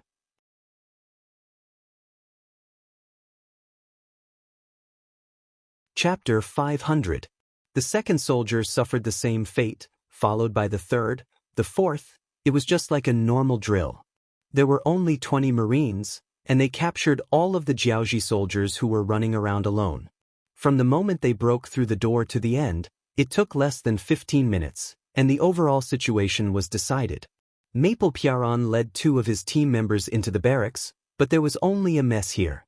When there was not a single person in sight, the battle was declared to have ended. The swift action plan and lightning-fast surprise attack gave people the feeling that they were using a sledgehammer to kill a chicken. Even though Maple Piaron and the other soldiers had complete control of May Island, they did not show any excitement on their faces. Perhaps to them, the mission was too easy to complete, and there was no longer any sense of challenge, let alone excitement. The warship behind them sailed past May Island. When Commander Nyeyong saw Maple Piaron and the other soldiers saluting him, he immediately returned a standard military salute, and then said to the deputy commander beside him, "Leave 1 warship for platoon leader Maple, the rest of the ships move forward at full speed, the destination is No Weave City." After the order was given, the steam-powered ships that had been modified by the shipyard in Chichen City suddenly emitted black smoke, and like an arrow released from a bow, they flew across the sea and headed straight for No Weave City, which was dozens of miles away. No Weave City. It was still drizzling, but the soldiers and civilians of Jiaoji who had long been accustomed to such terrible weather did not have much of an impact. The city gates were wide open, and people were constantly entering and exiting. All kinds of hawking sounds could be heard, and it was very lively. On the tower of No Weave City, a Jiaoji soldier was leaning against a stone pillar and taking a nap. Perhaps it was the raindrops that fell on his face, causing him to slowly open his eyes at this moment. As he reached out to wipe the raindrops off his face, his gaze swept across the distance, and then he closed his eyes to continue his nap. But just as his head was about to lower, he suddenly thought of something and opened his eyes abruptly. He then pointed at the coastline in the distance with a somewhat shocked expression, and his voice also became a little stuttered due to the fear. "Enemy, enemy, enemy, enemy attack." Following this shout, the large ship in the distance had finished docking, and more black figures were running in this direction. More and more Jiaoji soldiers saw this scene from the top of the city walls and fell into chaos. Caught off guard by the sudden appearance of the enemy along the coastline and without receiving any signal from Mi Island, the Jiaoji soldiers were completely unprepared. They didn't even have the time to close the city gates. All they could do was watch helplessly as the mercenaries in white sailor uniforms approached and entered the city. No Weave City is finished. Southern Ming Dynasty's capital, Nanjing House. The travel-worn Jiaoji diplomatic group entered the city. When the news reached the ears of Zhu Qizhen, who was having a meal with Empress Qian in the palace, a smile finally appeared on his face. Long before the Jiaoji diplomatic mission entered the southern border, the embroidered uniform guard in charge of gathering information had already found out about their objective. The Duke of Zhongdang had unexpectedly led his troops through the Langsun region. Following that, he took down Tsui and Beidai, catching the Jiaoji army by surprise. When the news spread, even Zhu Qizhen was shocked. He knew how powerful Yang Chendong was, and he had a clear understanding and evaluation of the military strength of the mercenaries. However, he still didn't expect them to be so powerful and so fast. They actually managed to kill their way into the inner region of Jiaoji. It took him a long time to calm down from the shock. Zhu Qizhen was overjoyed as he knew his chance had come. Although Yang Chendong's strength was not what he wanted to see, his current actions had indeed solved a lot of problems for him. Once the southwest Jiaoji surrendered, Shiping King Mu Bin would be free and would no longer need to defend the southwest. When that time comes, he would be able to send out his troops to attack the Min King. If that was the case, then he had seen hope in reclaiming the lost land in the southwest. The excited Zhu Qizhen suppressed the urge to order Mu Bin to send out his troops. He decided to see what the Jiaoji envoy group had to say first. Since they were here to admit defeat, he was not going to let them off the hook this time. He was going to squeeze them dry. He wouldn't forget that if the Jiaoji army hadn't helped the Min King, how could the other party have become so powerful? He also wouldn't forget that old man Li Li still wanted to marry his third princess. "What's wrong, Your Majesty? You seem to be very happy." Empress Qian noticed that Zhu Qizhen became much more excited after Chao Jixiang came over and told him about the Jiaoji diplomatic mission. As the empress, she was naturally happy for the emperor. Empress, we can finally hold our heads high this time. Just watch. It won't be long before the matter of the southwest is resolved. Once that matter is resolved, we will work hard to govern. There will come a day when we return to the capital of the north. There can only be one great Ming, and there must be one. Seeing the emperor in such high spirits, Empress Qian was naturally overjoyed. She even ate an extra bowl of rice due to her poor appetite. The Jiaoji diplomatic mission entered the capital. As soon as they entered the relay station, they sent a letter to the Bureau of Rights, requesting an audience with Lu De, the Minister of Rights, and the Emperor of the Southern Ming Dynasty. Zhu Qizhen had already issued a decree, so how could Lu De allow the other party to meet the emperor so easily? Even he didn't plan on meeting the other party immediately. Instead, he sent a right assistant minister to probe the other party's bottom line. In Nanjing, the Jiaoji diplomatic mission and the Southern Ming Bureau of Rights were still probing each other. Within Jiaoji, scouts were galloping on horseback. They were all soldiers sent by the various cities of Jiuzhen County to ask for reinforcements. In the face of Nia Tong's Langfengai army and 2 naval auxiliary divisions, they had captured one city after another. In just the first day, Wuxi and Xupu cities had fallen. If there were no accidents, tomorrow at this time, the city walls would not be high, and the defenders would only have 2,000 soldiers, so Jufeng City would also be breached. Such speed made the generals of the various cities of Jiuzhen County tremble in fear. They could only send people out to Haniai City to ask for reinforcements. However, even the generals who sent people out knew that distant water couldn't quench their immediate thirst. Before reinforcements arrived, they would lose their cities and their positions. This time, even if they lost, they couldn't understand why. Didn't they say they were going to negotiate? Moreover, the negotiations were going smoothly. Why did the mercenaries suddenly attack? What was going on? Jiaoji Prime Minister Ruan Chunqing also didn't understand what was going on.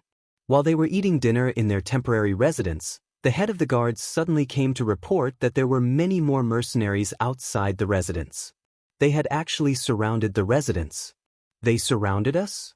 What do they want? Ruan Chunqing hurriedly put down his chopsticks and looked at the guard captain in confusion. This subordinate doesn't know. The guard captain shook his head and added, "However, those people don't seem to have any intention of charging in. They're just guarding the door and preventing our people from entering. They're only surrounding us? Could it be that there's a change in the military situation?" The Prime Minister was indeed the Prime Minister. Ruan Chunqing immediately thought of a possibility. Then he exclaimed, "Quickly, go negotiate with the mercenaries outside. I want to see the Duke of Loyalty. If that doesn't work, I can also see General Hong Jin." The sudden change made Ruan Chunqing's expression change greatly, although he still didn't know what had happened outside. Although he didn't know what was going on outside, Just the fact that the residence was surrounded was enough for him to think of the worst. "Sir, this subordinate has tried, but the other party didn't pay attention to me." The guard captain first raised his head and looked at Yang Chendong with a very difficult expression. Then he lowered his head again. Plop! Yuan Chunqing sat back down on the wooden chair. His eyes were glazed over. He knew that this time the matter was serious. The moment Prime Minister Ruan's temporary residence was surrounded was the moment the mercenaries set out. 50,000 young Han people from Jiaoji had already entered Beidai City. Along with them were 5,000 Type 81 rifles made in Qiqian City's arsenal, as well as 20 individual rocket launchers and some corresponding firearms and ammunition. This was all that the munitions factory had in stock at the moment. Although Gao Xiong had dominated the seas with the navy and obtained a lot of copper and iron, the actual production was still very low. It was different from the production lines of factories in the future. Many things still needed to be completed by manpower. This made it so that during normal times, the things produced could still be used by the army. However, once there was a war, the production and consumption could not be proportional. For this matter, Yang Chendong had ordered the arsenal to continue expanding. His footsteps of conquering the world did not want to stop because of firearms and ammunition. However, some things could not be eaten in one bite. It needed to be digested and absorbed slowly. The manufacturing of weapons was based on this principle. The 5,000 Type 81 rifles sent from the rear were only for Lung Feng and the auxiliary soldiers to use. After all, if a gun fired too many bullets, there would be problems with the rifling. Problems such as the accuracy of the gun and the jamming of bullets would follow one after another. It was necessary to have a replacement port. The lack of firearms was also the reason why Yang Chendong allowed Hong Jin to form his own mercenary army.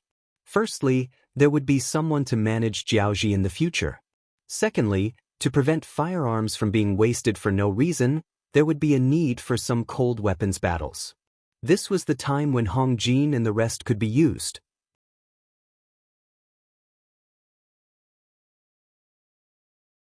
Chapter 501. However, in order to prevent a situation like this from happening in the future, they were only allowed to have 30,000 soldiers. This was a form of self-protection. With weapons and sufficient manpower, Yang Chendong did not want to wait any longer. He wanted to take down Jiaoji first. This was the first step towards achieving his life goal. If he could not even conquer a small country like Jiaoji, how could he conquer the entire world? Only one auxiliary battalion and one temporary auxiliary battalion were left in Beidai City. Not counting the companies directly under the regiment, there were a total of 20 fully staffed battalions. They set off from Beidai City towards Hanoi City.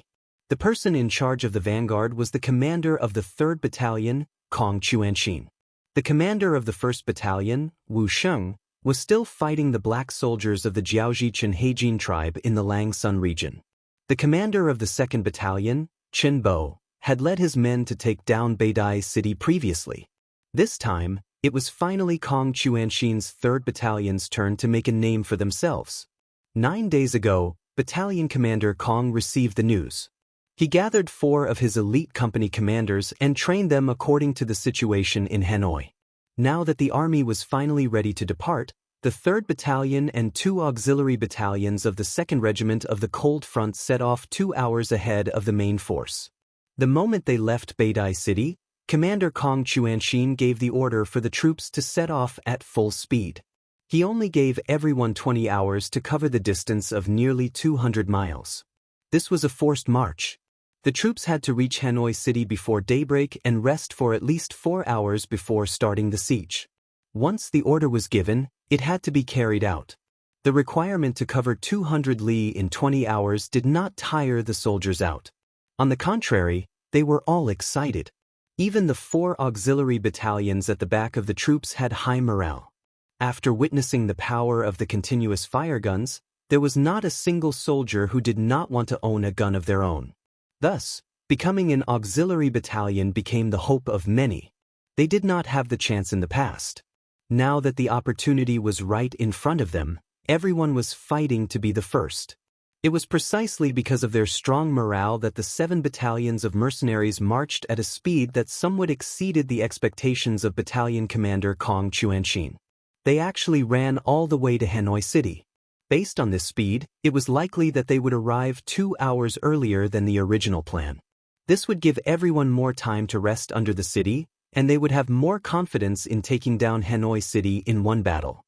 Hanoi City. Under King Li Li's complete control, everything here was managed by the Crown Prince Li Yuanlong. When they arrived at Hanoi from Jiuzhen Prefecture, Li Yuanlong was a little worried. From time to time, there would be mercenaries patrolling the waters around the Jiuzhen Prefecture, so he knew better than anyone else what kind of opponent he was facing.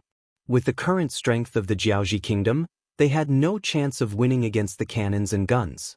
Unless they could produce more ironware, they might be able to rely on their defense and terrain advantage to resist for a period of time. It seemed that Li Yuanlong was worried about whether he had enough time. Fortunately, he had sent out his trump card, Prime Minister Ruan Chunqing, and he did not let him down. As soon as he entered Beidai City, he stabilized the momentum of the mercenaries. With sufficient time and the diplomatic mission sent to the capital of the Southern Ming Dynasty, Nanjing, once the Southern Ming Emperor issued an imperial edict, the loyal Duke of the Great Ming Dynasty would have no choice but to give up. The hope of the Jiaoji kingdom would reappear. It seemed that the situation was developing in his favor. Li Yuanlong's complexion had also improved a lot over the past few days.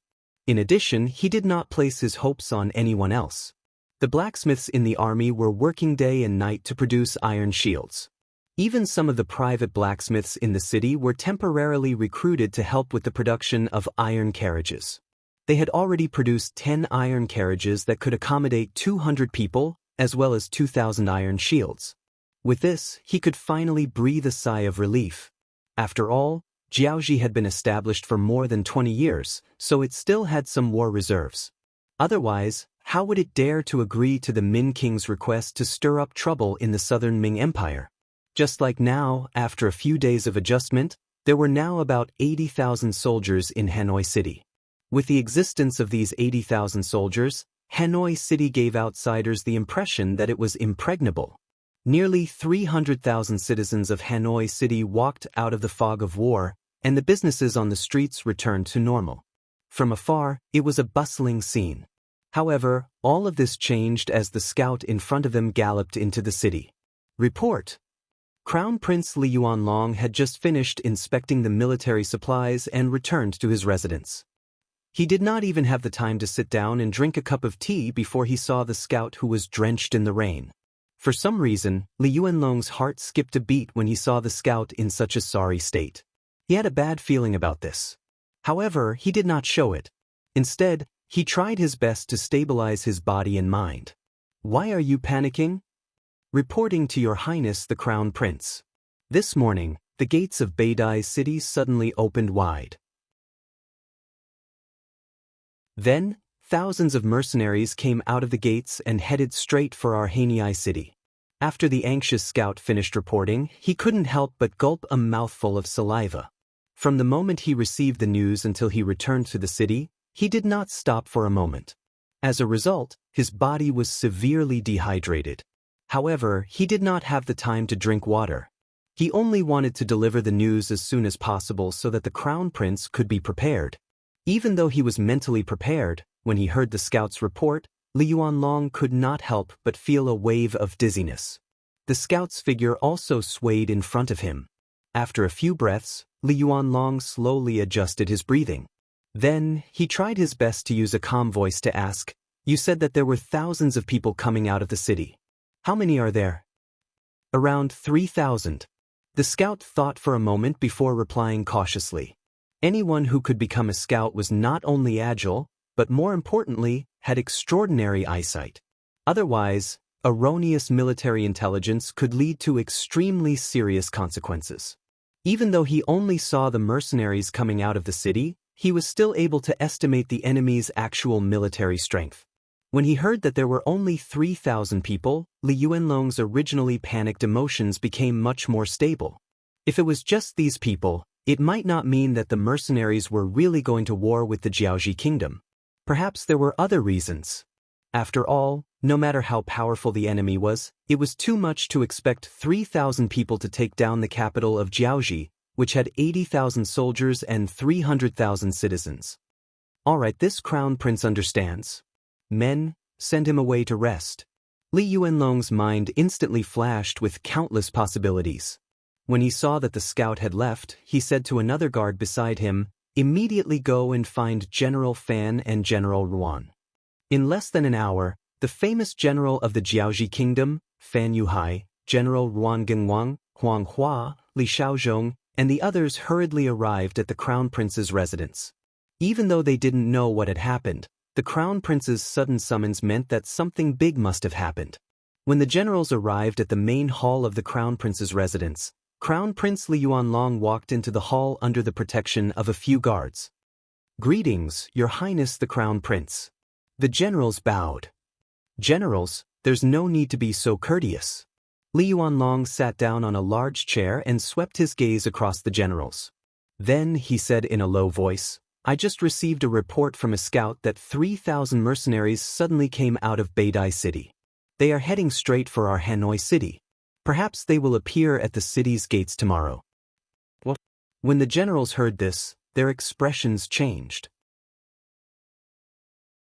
It was obvious that they were shocked by this sudden news. However, this change in expression didn't show fear. Instead, it revealed a hint of excitement. As for the mercenaries, Ruan Genwang and Huang Hua were the only two generals who had fought with them. Moreover, Ruan Genwang had fought with the mercenaries in the rainforest of Mount Liang. From the beginning to the end, he hadn't seen the mercenaries. Even though his losses weren't small, he didn't have any direct knowledge of them. On the contrary, ever since he returned to Hanoi City, he had been thinking about blood. However, because the Crown Prince's policy was to delay the negotiations, there was no room for him to display his skills. Now that he finally had a chance to fight, how could he not be excited? Ruan Genwang wasn't the only one who thought this way. Other than Huang Hua, all the other generals had the same thought. The Crown Prince's words were very clear. This time, there were only 3,000 mercenaries. 3,000 people, how big of a storm could they cause? If the other party had only sent 30,000 people, it might be scary. However, with the difference in numbers, how could they show the slightest bit of fear? Crown Prince Li Yuanlong was also paying attention to the reactions of the generals. He was very satisfied with the answer. Other than Huang Hua and Fan Yuhai who were frowning, the other generals had an eager expression. They couldn't wait to lead their troops into battle. Huang Hua's performance was within Li Yuanlong's expectations. This person had once led 5,000 mercenaries to attack Beidai City. The result was a crushing defeat. With such a shadow in his heart, it was normal for him to have no confidence when facing the mercenaries. However, Fan Yuhai was also frowning. What did this mean? At this moment, Li Yuanlong couldn't figure it out.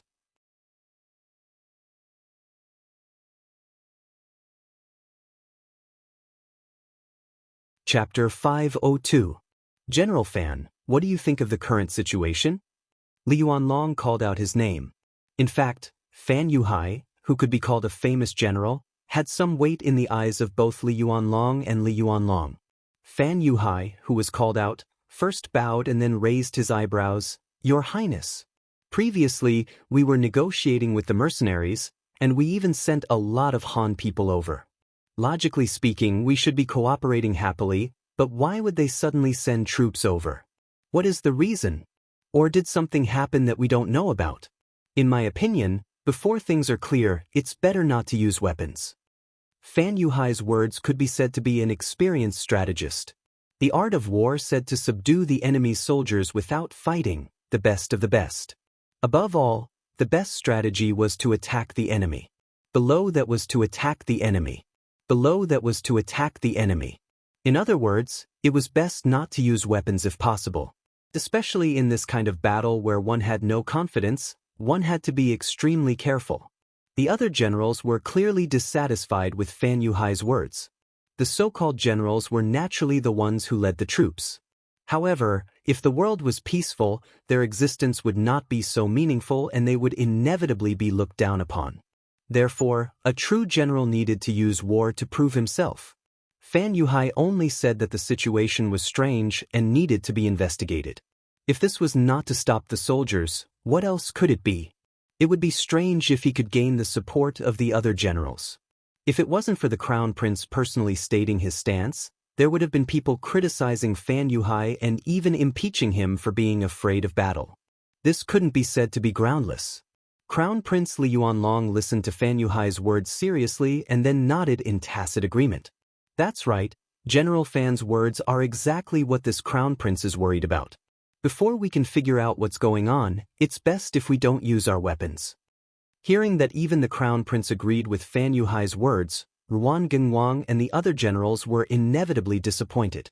They originally thought that they would not have the chance to lead troops this time. Unexpectedly, Crown Prince Li Yuanlong continued, "But if the mercenaries arrive tomorrow, what should we do? Are we going to let them show off and challenge us? Of course not. We don't want to go to war, but we aren't afraid of war. If the mercenaries really dare to do this, the soldiers of Jiaozhi won't be afraid. We'll just go out of the city and destroy their prestige." Fan Yuhai raised his head and said with determination, "Anyone who could be called a famous general would not be a coward." It wasn't that Fan Yuhai didn't want to fight, but he didn't want to fight a cowardly battle without any basis.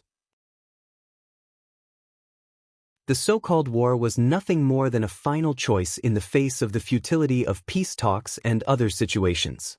If there were other ways, no one would choose such a path that would waste manpower and resources. However, if the mercenaries were really looking down on the Jiaozhi army, there was no harm in teaching them a lesson. However, there were only 3,000 of them.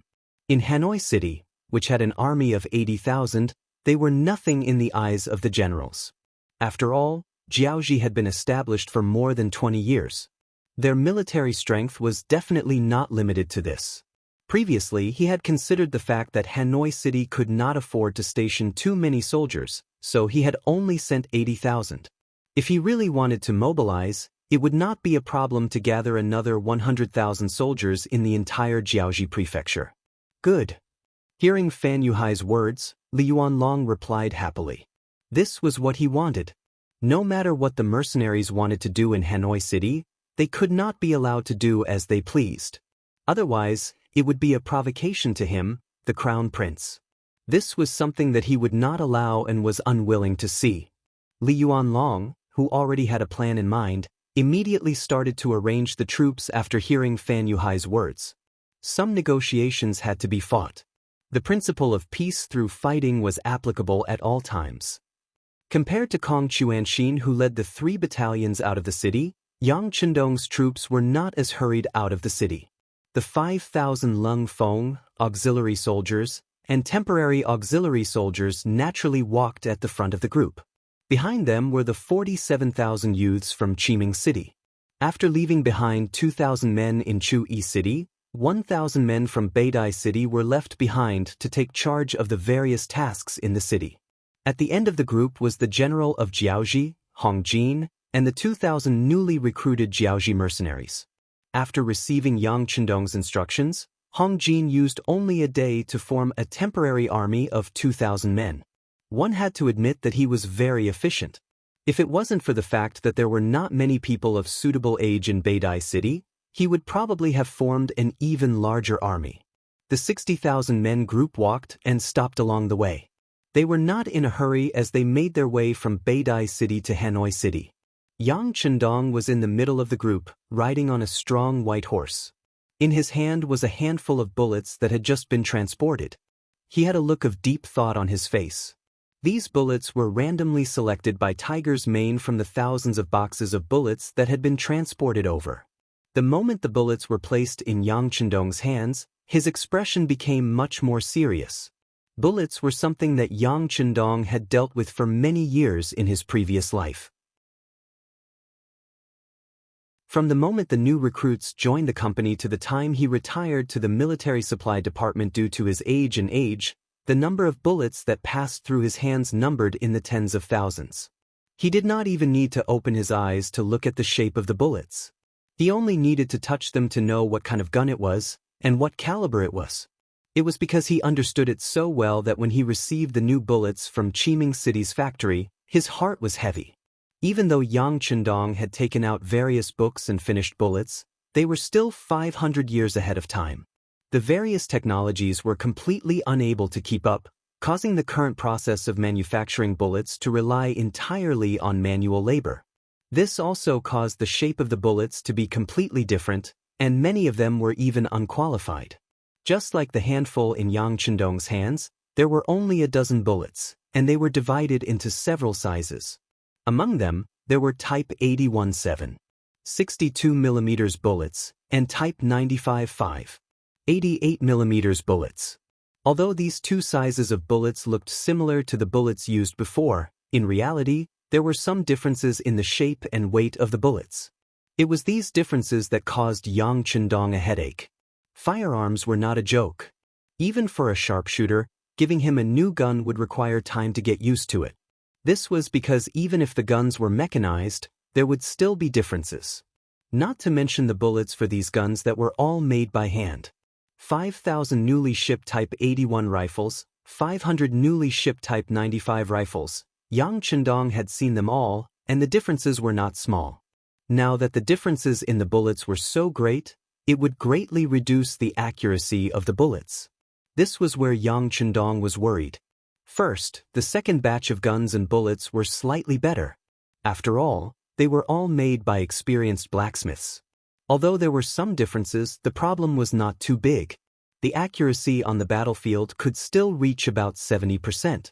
However, because of the increase in demand at the front, the munitions factory at the rear was constantly expanding. The new recruits were mostly inexperienced, so the specifications of the products were naturally much worse. Yesterday, at the temporary shooting range in Beatty City, Yang Chendong had tried it himself. With his strength, the bullets he shot only hit the target 60% of the time. After constant shooting correction, the hit rate finally reached more than 80%. It was easy to imagine that after equipping the normal auxiliary soldiers, they would have a 30% accuracy rate. That would already be very good. This was the case when technology was not developed. Yang Chendong also knew that some things could not be forced. He could only hope that the soldiers could quickly adapt to the new guns and bullets, and not let these things adapt to them. Yang Chendong, who was riding on the horse, suddenly opened his eyes and said to Tiger's Mane, who was also riding on the side, "Inform the army that there is no need to rush. Every morning and afternoon, set aside an hour for target practice." Target practice? Tiger's Mane's face showed a look of confusion. He wanted to say that target practice was a waste of bullets, and even the wear and tear of the guns was not small. But since it was an order from the young master, of course, he would unconditionally carry it out. He nodded, then turned around and rode off to inform the army. How could Yang Chendong not know about these disadvantages? But if the soldiers were not fully adapted to the guns and ammunition, when faced with the charge of the enemy on the battlefield, the guns in their hands would not be accurate. Once the enemy really rushed in front of them, the losses would be huge. No matter what, guns were inanimate objects. Now that they were worn out, they could kill more enemies on the battlefield, increase their accuracy, and reduce the number of casualties. No matter how one looked at it, it was worth it. Through target practice, the soldiers would be more compatible with the unique guns in their hands. This was the only thing Yang Chendong could do for the soldiers. Not long after the order was given, the army stopped, and close to 50,000 Crimson City youths started to cook. Not far away, gunshots could be heard. The target practice had begun. The deafening gunshots caused the originally disorganized Jiaoji mercenaries to change their minds. At this moment, Hong Jin's words finally carried more weight, and more people knew what it meant to obey orders. Below Hanoi City, before midnight, the 7 battalions of mercenaries had arrived at a place 5 miles away from the city.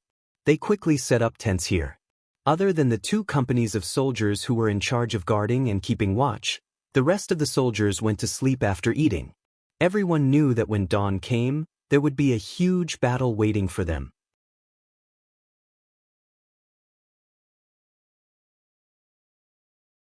Chapter 503. While the soldiers were resting, Kong Chuanxin, as the battalion commander, did not go to rest. Instead, he called for his 4 company commanders and 6 auxiliary battalion commanders to gather around a bonfire for a meeting. Ever since they left Beidai City, Kong Chuanxin's excitement hadn't stopped. This was the first battle against the capital of the Jiaozhi nation, Hanoi City. Now that it was handed over to him, it was enough to prove how much the 6th young master valued him. This was also the first time the mercenaries fought against an enemy's capital. It was bound to be recorded in the annals of history. As the commander of this battle, he was bound to be remembered in the history of the mercenaries. However, whether this record was good or bad would depend on tomorrow's performance. He called all the officers over for a discussion. Even though there were 7 battalion commanders, including himself, but in reality, there were still some differences in strength. For example, Kong Chuanxin's position as the commander of the Cold Vanguard Battalion had the highest authority. He was equivalent to a battalion commander of the A Battalion, an auxiliary battalion was equivalent to AB Battalion, and a temporary auxiliary battalion was equivalent to AC Battalion.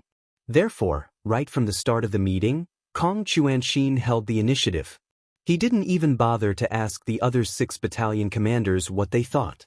Instead, he focused his attention on Tian Su, the company commander of the 3rd Battalion's 1st Company. If the 3rd Battalion of the Cold Vanguard Battalion was the main offensive company, then the commander of the 1st Company under him was the best company of the 3rd Battalion. At the very least, the destructive power and military strength of this company was far greater than that of an auxiliary battalion. Compared to the temporary auxiliary battalion, it was at least 3 to 4 times more powerful. 1st Company Commander, what do you think of being the main offensive force for tomorrow's battle? Kong Chuanxin asked directly without any pleasantries. Thank you for your trust. 1st Company will definitely complete the mission. Tian Su stood up excitedly. His face was flushed with excitement. Naturally, the other 3 company commanders of the 3rd Battalion were dissatisfied. But there was nothing they could do about it. After all, he was the company commander of the 1st Company. In the previous few small-scale competitions held in the barracks, the 1st Company had always been victorious. They were the most outstanding in all aspects, and this was also recognized by everyone. After considering the importance of tomorrow's battle, the 3 company commanders didn't say anything even though they were still a little jealous. It was a good thing to have a certain level of competition. However, if internal strife were to occur because of this, it would ultimately affect the overall combat strength of the entire 3rd Battalion. That would be a big deal. The result was very straightforward. Whoever had internal strife would be fired. Due to this reason, since the establishment of Cold Front, 4 company-level officers had been demoted because of internal strife. They had all been reported to the 6th young master for approval. The 4 company commanders, who originally had a bright future ahead of them, wanted to achieve more achievements, so they started to play tricks in the dark. Later, they were discovered by the government and reported to the 6th young master. The 4 of them were immediately removed from their positions and sent to the various factories in Crimson City for observation. If they didn't perform well, they would be sent to farm and there would be no future for them. The 6th young master had said more than once that it was hard to find a 3-legged toad, but there were plenty of 2-legged people. Especially in the Cold Front, there were many heroes and heroines. Even without them, the Cold Front would still continue.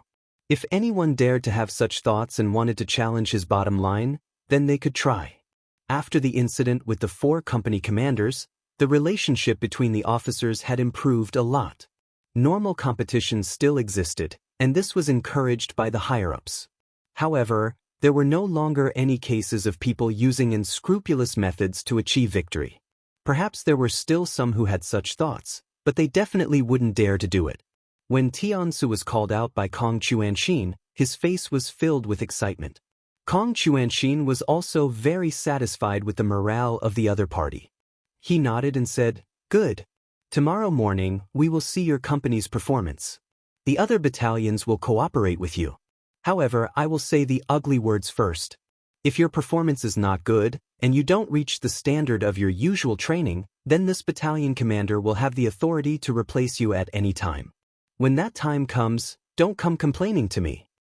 Yes, I promise to complete the mission. After saying this, Tiansu scratched his head embarrassedly. Obviously, this wasn't the first time he had complained to his superiors because he couldn't get the main attack mission. Kong Chuanxin quickly decided on the main attack mission, causing the auxiliary battalion commanders and temporary battalion commanders to be extremely envious. However, they could only be envious in their hearts. After all, Lung Feng's strength was there for all to see. Lung Feng was able to hit the target with 60% to 70% of the bullets that were issued later. However, the temporary battalion commanders only had an average of 30% of the bullets. With such a huge difference, even if they weren't convinced, they had no choice but to accept it. After the main attack mission was assigned, it was time to assign the auxiliary attack missions. Regarding this, the military plan had already been formulated before they set off from Beidao City. Now, it was just a matter of repeating it. It was because of this that the pre-battle meeting was conducted in an orderly manner. Compared to the calm mercenaries outside the city, the Jiaoji soldiers in Hanoi City were shocked by the sudden appearance of the enemy. The general on duty reported the discovery of the mercenaries to his superiors. When the news reached the ears of the crown prince, Li Yuanlong, who was in the palace, he was extremely shocked. The first thing he said was, "How can these mercenaries be so fast? Did they fall from the sky?" Li Yuanlong couldn't be blamed for this. The distance between Beidao City and Hanoi City was close to 200 li based on the speed of the Jiaoji army. It would normally take 3 days if they were fast, 4 to 5 days if they were slow. However, in less than a day, the mercenaries had already covered the entire distance. Just this speed alone was enough to make one look at them in a new light. The generals in the city were also summoned to the main hall of the palace. After hearing the news, they were all extremely shocked. Just like the time when Huang Hua led his army to attack Beidao City, he had already tried his best. However, it still took 2.5 days for 5,000 soldiers to reach Beidao City. In comparison, wouldn't his marching speed be no different from a snail's? Fortunately, this topic was quickly forgotten. The first thing everyone did when they gathered was to think about what to do next. The original plan was to leave the city the next day and arrange the troops to prepare for battle. However, from the looks of it now, it wasn't appropriate to do so. Crown Prince Li Yuanlong turned his attention to General Ruan Gingwang. After all, the first battle of the plan was to be completed by this person. Previously, Ruan Gingwang's troops had contributed greatly to the battle with King Min in Nanming Kingdom. When they deployed, they only had 50,000 men. Later on, they expanded to 100,000 men. They even brought back 10,000 captives and various treasures. At that time, he was in the limelight. At that time, Ruan Gingwang was also in the limelight and looked down on everyone. With the appearance of the mercenaries, the situation began to change. As a result, only 15% of his 100,000 men returned to Hanoi City. When they deployed 50,000 men, they only returned 15,000 defeated soldiers. This caused many people to question Ruan Gingwang's ability. Coincidentally, Prime Minister Wan Chunqing went to Beidao City to negotiate with the Jiaoji army. His position became even more precarious. Helplessly, he could only try his best to fight for the role of the vanguard. He hoped that he could redeem himself from the previous defeat and become a pillar among the generals again. Li Yuanlong also gave him a chance to turn over a new leaf. He used his position as crown prince to convince everyone. Not only did he not take back his original authority of 15,000 men, he gave him another 5,000 men, making 20,000 men as the vanguard. 20,000 men against 3,000 mercenaries. The ratio was 7-1. Furthermore, they were fighting on their home ground. No one saw the possibility of defeat. However, the sudden appearance of the mercenaries had caught them off guard. However, after the initial panic, Ruan Gingwang already walked out of the ranks in armor. He cupped his fist and said to Li Yuanlong, "Your Highness, I am willing to lead soldiers out of the city tonight to set up defenses in preparation for tomorrow's battle." But Li Yuanlong was waiting for this sentence. "Thank you for your hard work, General Ruan. In a while, you can go get 1,000 iron shields to prepare for tomorrow's battle." The other generals, do your own work according to what we discussed earlier. When the sky brightens, follow me to the city tower to take a look. Yes. All the generals bowed and replied in unison. Among them, Ruan Genwang's face was flushed red. He was faintly excited.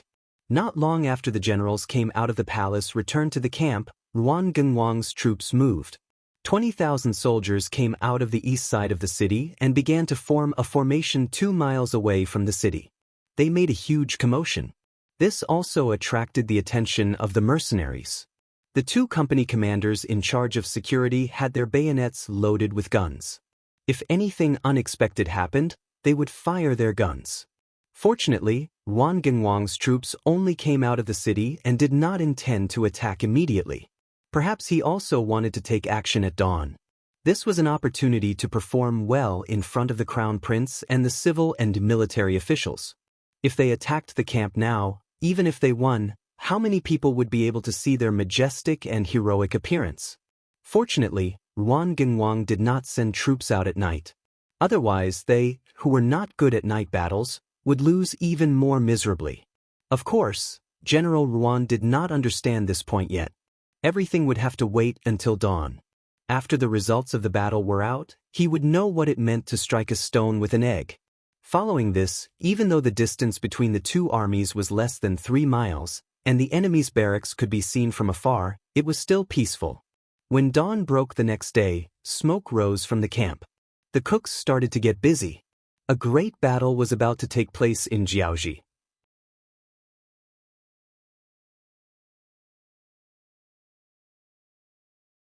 Chapter 504. Southern Ming Capital, Nanjing Imperial Palace.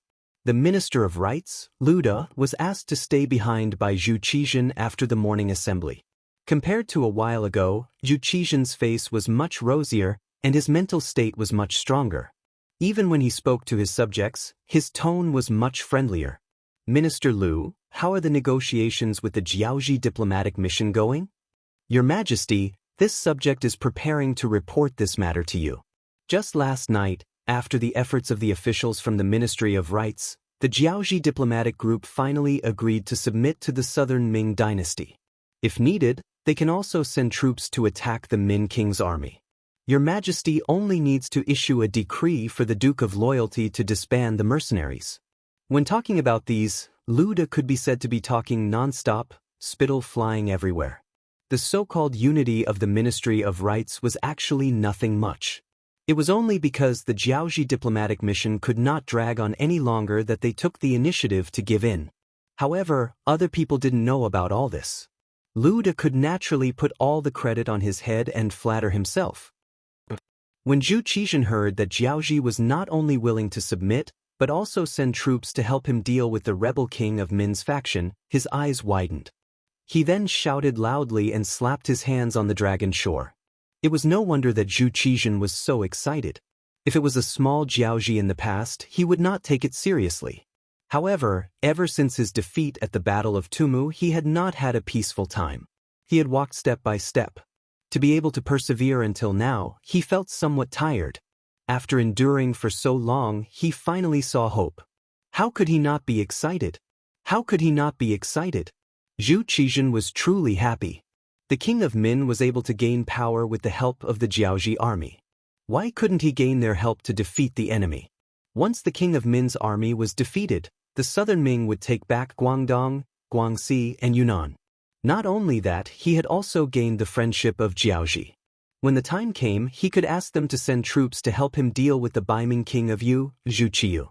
It would not be impossible for him to unify the great Ming. When Zhu Qizhen thought about how he finally saw the hope of unifying the great Ming dynasty, he wanted to cry. In the past 2 years, he rarely had a good night's sleep. Most of the time, he had nightmares. Now that he could finally get rid of all of this, it was a wonderful feeling. Zhu Qizhen's cheerful appearance was seen by Lu De. On the surface, he also had a smile on his face, as if he was happy for the emperor, but in his heart he was thinking about how to use this opportunity to deal with Yang Qindong. Putting aside the fact that he had been in conflict with Yang Qindong because of the Hangzhou prefectural magistrate, When Yang Chendong had asked for the throne, even when Zhu Qizhen had agreed to it, he had taken the initiative to step forward and come up with a plan. He had used the reason that he needed to inform the emperor of Baiming to ruin the plan. From this point alone, the conflict between the two sides was irreconcilable. A while ago, he heard that the mercenaries had actually killed their way through the Langsun region and reached the hinterland of Jiaoxi. No one was more worried than him. Luda was truly afraid that Yang Chendong was too powerful. If that was the case, he would be able to cause trouble for him at any time. Just as he was anxious and hesitant, even Luda was thinking about whether he should send someone to contact Yang Chendong privately and take the initiative to submit to him in order to ensure his safety in the future. The Jiaoxi diplomatic group appeared at the right time. After forgiving them for 2 or 3 days, they completely submitted to him. This gave Luda hope that the matter could be resolved. Now that he saw how happy Zhu Qizhen was, he rolled his eyes and cupped his fists. Your Majesty, Jiaoxi is willing to submit to you and is willing to help your Majesty send troops to quell the rebellion. However, there is a prerequisite for all of this. That is, the Duke of Loyalty has to disband the mercenaries. However, there is a saying since ancient times that when a general is away, military orders cannot be given. Will he agree? HM? After hearing this, Zhu Qizhen's eyes flashed with anger. He was the current emperor. His words were the imperial edict. If anyone disobeyed, it would be considered as disobeying the imperial edict. Who would dare to disobey the imperial edict? Of course, this anger was only a flash. Even Zhu Qizhen himself knew that his so-called authority as the emperor was naturally an extraordinary existence in the eyes of other officials, but it might not really have any effect on Yang Chendong. Didn't he previously order the Duke of Loyalty, who had resolved the rebellion in Guangdong, to disband the mercenaries and return to the capital? However, the other party still didn't agree. Not to mention, Jiaoxi, which was thousands of li away, had the qualifications to disobey the imperial edict. If Yang Chendong disobeyed his imperial edict, wouldn't his reputation as the emperor be tarnished if word got out? If that really happened, Jiaoxi wouldn't seek him out even if they had to admit defeat. The favorable situation would be lost in an instant. Zhu Qizhen felt a headache coming on. But no matter what, he was still an emperor. Even if Zhu Qizhen didn't have the confidence, he couldn't show weakness in front of an official. So he only said ambiguously, "Beloved official Lu is right. The Duke of Zhongdan is currently fighting a bloody battle in Jiaoxi. We also don't know what the situation is like there.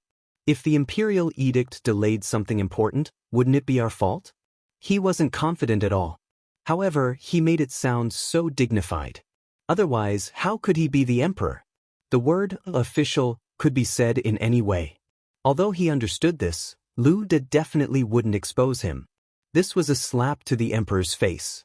Unless he didn't want to live anymore, he definitely wouldn't do it. Not only that, he also pretended to be very understanding. Your Majesty is wise. The Duke of Loyalty's situation isn't something we can know about immediately. Perhaps he's facing some difficulties. Seeing Luda on the right track, Zhu Qizhen was naturally very happy. He hurriedly nodded and said, "Yes, yes. Beloved official Lu is still the one who understands us." That's right. Does the Jiaoxi diplomatic corps have any other explanation?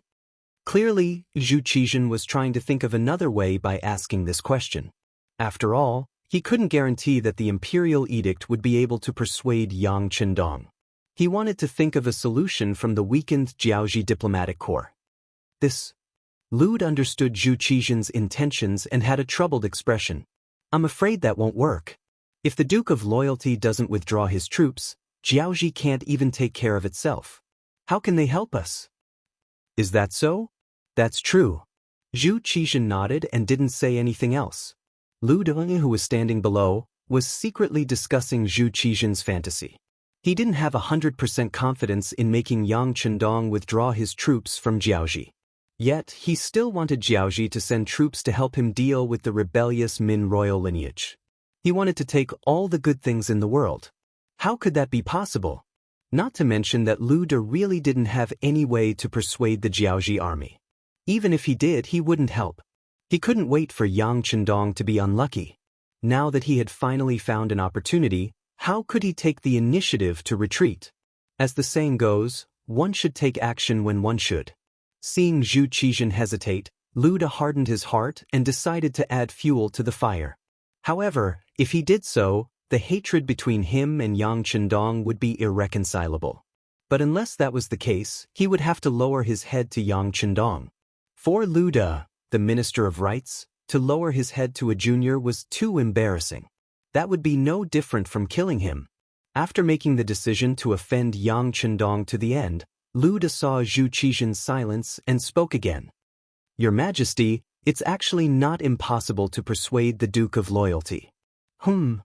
Zhu Qizhen was still thinking about how to use the current situation to obtain the best advantage for himself when he suddenly heard Lu De's words. Beloved official Lu, you say you have a way? What is it? Your Majesty, there is a way. However, if we do this, it will inevitably draw the displeasure of the Duke of Loyalty. However, compared to resolving the King of Min's rebellion and restoring the Southern Ming Empire's clarity, one person's honor and disgrace are nothing. In short, we will have to ask Your Majesty to make a decision. Lu De didn't directly state the method. Instead, he had a troubled expression on his face. He wanted to do his best to distance himself from the matter. Zhu Qizhen didn't think so much. He only wanted to solve the problem. Thus, he looked at Lu De with an urging expression. Beloved official Lu, if you have an idea, just say it. Whether it will work or not, we will make the decision. Yes. Lu De hurriedly agreed and then said, Your Majesty, from what this official knows, the Duke of Loyalty has an extremely good relationship with his fourth brother. This person is now in Fujian's Jianing Prefecture. If we can persuade this person, I think the Duke of Loyalty will have to withdraw his troops for the sake of kinship. However, in this way, it is inevitable that he will have resentment. Lu De didn't say much after that. He believed that Zhu Qizhen must have understood his hint. To put it bluntly, it was to use Yang Chendong's fourth brother as a hostage to blackmail him. Although this method was not open and above board, compared to getting everything, it was worth it. Zhu Qizhen did understand Lu De's meaning, but he didn't immediately make a decision. Of course, he knew that once he did so, it was tantamount to offending Yang Chendong to death. Yang Chendong was not an outsider. If it were any other of his subjects, Zhu Qizhen would not even hesitate to issue an edict to arrest the person immediately. However, Yang Chendong now had a large number of troops in his hands. If he really pushed him to the edge and pushed him to the King of Min's side, wouldn't the loss outweigh the gain? Wouldn't he be shooting himself in the foot? If he couldn't achieve his goal after being the bad guy, then he would be asking for trouble. You're tuning in to the Wang Lin's Journey YouTube channel. Don't forget to subscribe and join us on this journey to catch the most captivating stories.